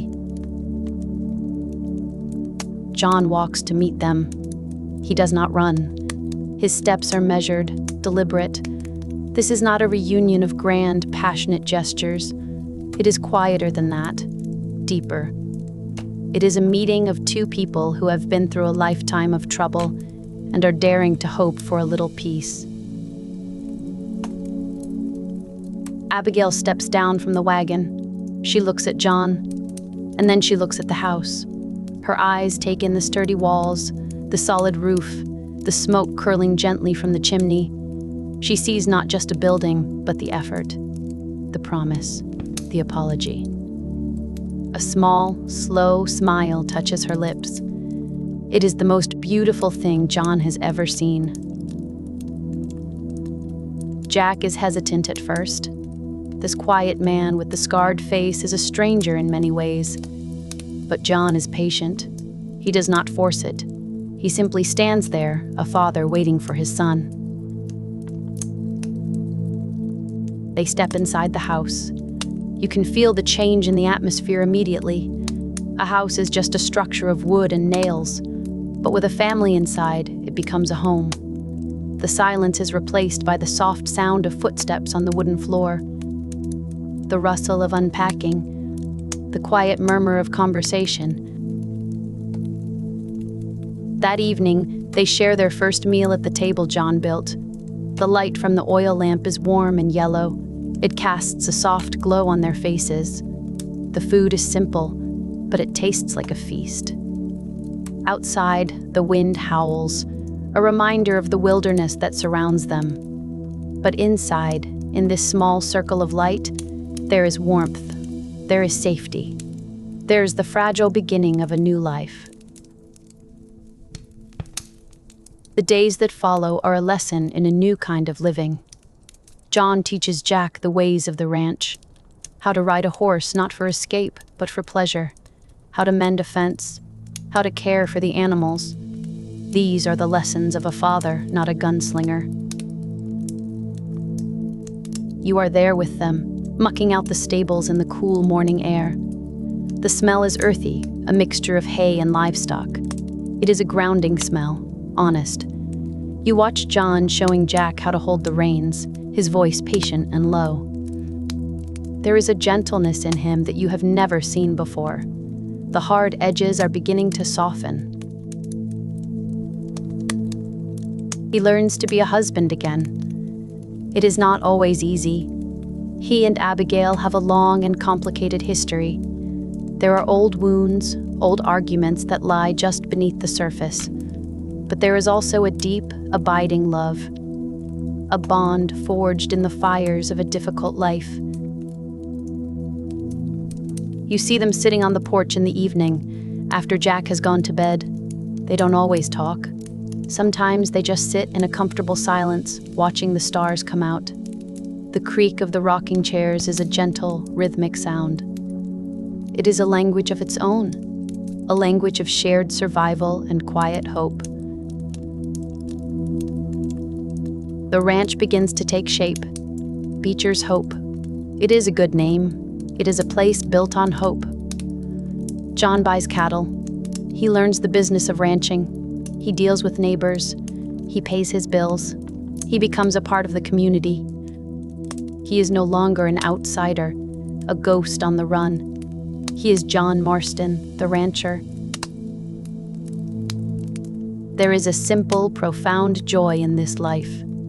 The joy of a good harvest, the satisfaction of a hard day's work, the quiet pleasure of watching your son grow, the warmth of your wife's hand in yours. These are the small, simple things that the outlaw life can never offer. They are the currency of a redeemed soul. You can feel the rhythm of this life, the turning of the seasons, the cold, quiet stillness of winter when the world is blanketed in a soft, white silence. You sit by the fire, the warmth seeping into your bones. The house is filled with the smell of wood smoke and baking bread. It is a fortress of warmth and light against the cold darkness outside. Then comes the spring, the slow, miraculous awakening of the land. The snow melts, feeding the creeks and rivers. The grass turns a vibrant green. The wildflowers burst forth in a riot of color. You feel a sense of renewal, of possibility. It feels as though the world, and John himself, is being born again. But the past is never truly gone. It is a shadow that lingers at the edges of even the brightest day. You feel it in the way John sometimes stops and looks towards the horizon, his eyes distant, his hand instinctively straying towards his hip, where a gun no longer hangs. The arrival of the government men is a quiet intrusion, not a raid, not a gunfight. Just two men in dark suits riding up to the ranch as if they were paying a social call. Their names are Edgar Ross and Archer Fordham. They are agents of the Bureau of Investigation, the same men who held John's family hostage to force him to hunt his former gang members. Their presence shatters the peace of Beecher's hope. It is like a cold wind blowing through the warm house. You can feel the immediate tension, the polite, veiled threats, the chilling reminder that John's freedom was never a gift. It was a loan, and the debt was coming due. Ross looks around at the ranch, at the house John built, at his family. He sees not a home, but leverage. He compliments John on his new life, but his words are laced with a cold irony. He is reminding John of everything he has to lose. They tell him there is one last piece of the puzzle. The leader. The man who made them all. Dutch van der Linde. They need John to find him, to finish the job. It is a cruel, impossible choice. To refuse is to lose everything he has built. To accept is to once again become the man he has tried so hard to bury. He has to step back into the ghost's shoes one last time. The decision weighs on him. You can see it in the troubled lines of his face. The peace he has found is so fragile. He knows that this final act of violence, even if it is to protect his family, could destroy the new man he has become. He says goodbye to Abigail and Jack. It is a quiet, heartbreaking scene. He tries to reassure them, to tell them it will be the last time, but you can see the fear in their eyes, and in his. He rides away from Beecher's hope, leaving the quiet sanctuary he has built, and heads back into the violent world he thought he had escaped. The hunt for Dutch is a journey back into a nightmare. It takes him to the highest, most desolate peaks of the mountains, a place of ice and wind and ghosts. It is a fitting setting for the final confrontation with the man who was once his mentor, his father figure. The final meeting is not a glorious showdown. It is a sad, pathetic end to a long, tragic story. Dutch, once a charismatic visionary, is now a paranoid, rambling madman. His final act is not one of defiance, but of despair. He chooses to fall, to let the abyss claim him, rather than be captured by a world that has no place for him.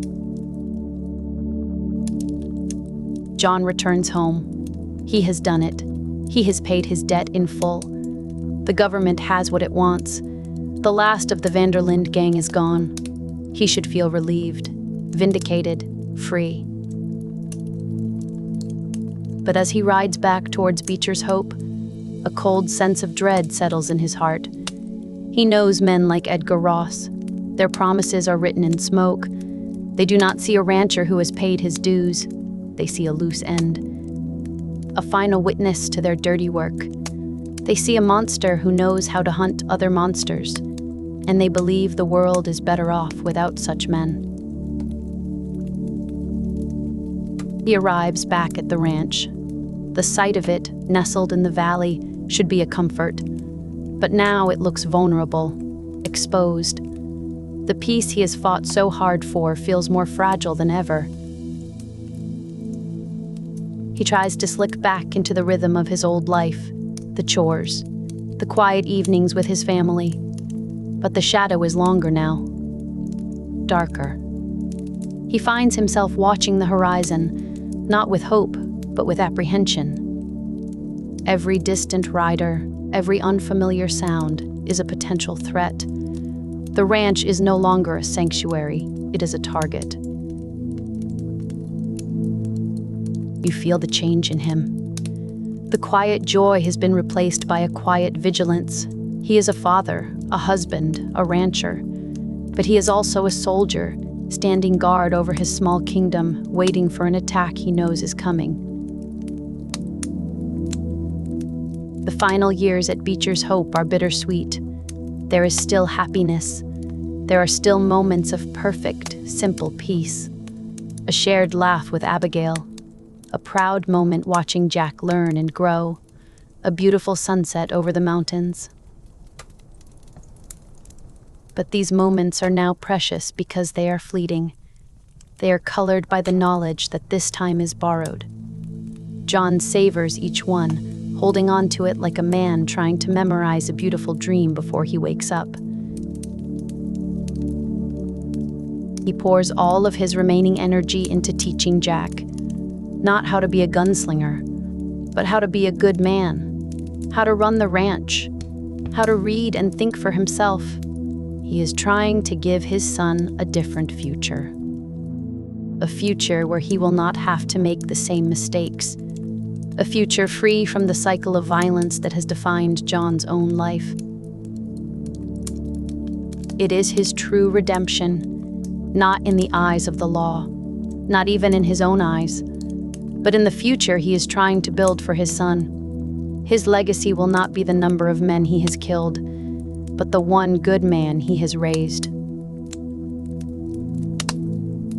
And then, the day comes.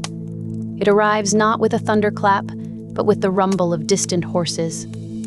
The army, led by Edgar Ross. They have come to tie up the last loose end. They have come to erase the ghost of John Marston from the world. There is no negotiation, no appeal to reason. John knows what this is. It is an execution. But he will not run. He has spent his whole life running. Here, at Beecher's Hope, he has finally found something worth standing for. He sends Abigail and Jack away. It is his final act as a husband and a father, to protect them, to give them a chance to escape. His goodbye is not one of fear, but of love and resolve. He makes them go, promising to hold off the attackers for as long as he can. He is buying them time. He is buying them a future. You are with him in those final moments. Uncle falls. The last link to the old gang is broken. John is alone.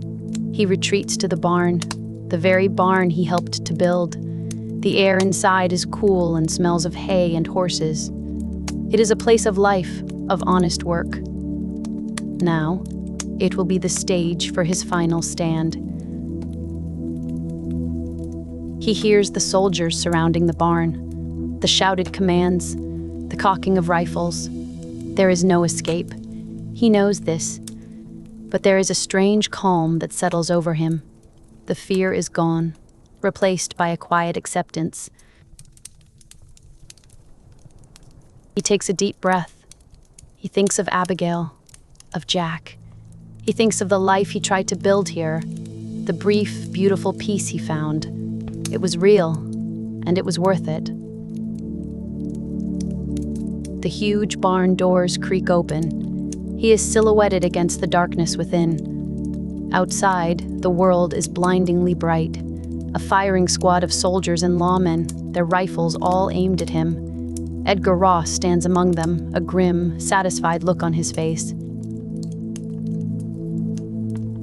John raises his pistol. It is a final, defiant gesture. He is a gunslinger to the end. But he is not dying for the thrill of the fight, or for a bag of money. He is dying for his family. For the hope that his son can live in a world where he doesn't have to be a man like his father. It is the most meaningful act of his entire life. The final, bloody payment for his redemption. The quiet that follows a storm is a profound thing. The gunshots have faded. The soldiers have gone. All that is left is the gentle sigh of the wind through the tall grass of Beecher's Hope. The ranch stands, silent under the vast, uncaring sky. It is a monument to a man who tried, a man who built a home with his own 2 hands and gave his life to protect it. Redemption is not always a clean, clear path.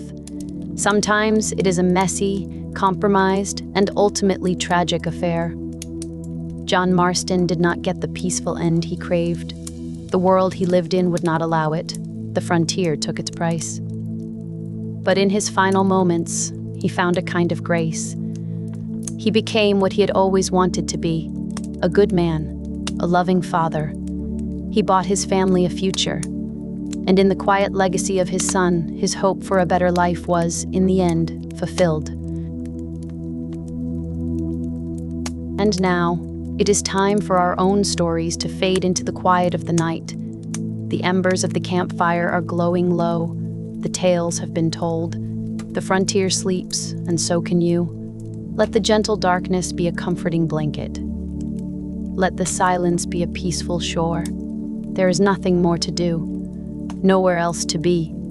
Just this moment of perfect stillness. Thank you for listening. Sleep well, and good night. But a life lived in fear is no life at all. You know this. You have learned it in the calloused skin of your hands, in the easy way you sleep at night, in the sound of your son reading a book by the fire. Redemption, you have come to understand, is not a destination you arrive at. It is the road you walk every day. It is the choice you make each morning to be better than the man you were yesterday. And so, you savor these moments of quiet. The rhythm of the seasons becomes your own. You learn the language of the clouds, the way they speak of rain or sun. You know the particular way the wind whispers through the cottonwood trees before a storm, a sound that once would have put you on edge, but now simply means it is time to bring the cattle in. You find a strange, deep satisfaction in the simple physics of a well-made fence, the tension of the wire, the solid thud of the post driver. Each nail you hammer is a tiny anchor, holding you to this place, to this life. It is a quiet rebellion against the chaos of your past. A man cannot build a house with a gun in his hand, and you have learned to love the feel of the hammer more. You have learned that true strength is not in the ability to take a life, but in the patience to nurture one. To watch a foal take its first wobbly steps, to see the green shoots of corn push through the dark soil. These are miracles. The outlaw never had time to see. And then, one morning, the wind changes. It carries a different sound. Not the sound of nature, but of men. You are standing on the porch, a cup of coffee warming your hands, watching the sun paint the eastern hills in shades of gold and rose. And you see it. A dark line on the horizon, a cloud of dust that does not belong. And your heart does not race. It does not pound with fear. It simply settles. A deep, cold, and calm finality. The ghost has come home. You take one last sip of coffee. You set the cup down with a steady hand. You turn and look through the window of the house you built. You see Abigail and Jack at the table. Their life, their future, is the only thing that matters now. The bargain you made was not for your own peace. It was for theirs. And you have always been a man who pays his debts. There are no frantic goodbyes. There is no time for panic. Your voice is low, and even as you tell them to ride hard and to not look back. The conversation you have had 1,000 times in the back of your mind now unfolds with a quiet, practiced calm. Abigail's eyes understand everything you cannot say. Your son looks at you, his face a mixture of confusion and a dawning, terrible understanding. You place a hand on his shoulder, the last physical touch, a final anchor of a father's love. Then you are alone. The sound of their horse fading into the distance is the most beautiful and painful sound you have ever heard. It is the sound of their survival. You walk into the barn, the familiar scent of hay and old wood, a strange comfort. It smells of honest work. It smells of the life you chose. You can hear the rumble of engines now, the clatter of weapons. They are surrounding your home, your sanctuary. You slide the heavy barn doors almost shut, leaving just a crack to see through. You see the uniforms, the rifles, the cold, impassive face of the man who sent you on this path. Edgar Ross. He has come to collect, to erase the last loose end. There is no escape. There is only the final payment. But as you stand there, in the quiet dark of the barn, you realize something profound. You are not the same man who rode with Dutch van der Linde. You are not that scared, angry boy anymore. You are a husband, a father, a rancher. You have known love. You have known peace. They can take your life, but they cannot take that away. They cannot unbuild this house. They cannot unlive the years of quiet dignity you have earned. You take a deep breath. You think of Jack, reading by the fire. You think of Abigail's smile. You think of the wide-open sky over Beecher's hope. This was your redemption. It was real. With a strange and final peace settling over you, you push the barn doors wide open. You step into the light.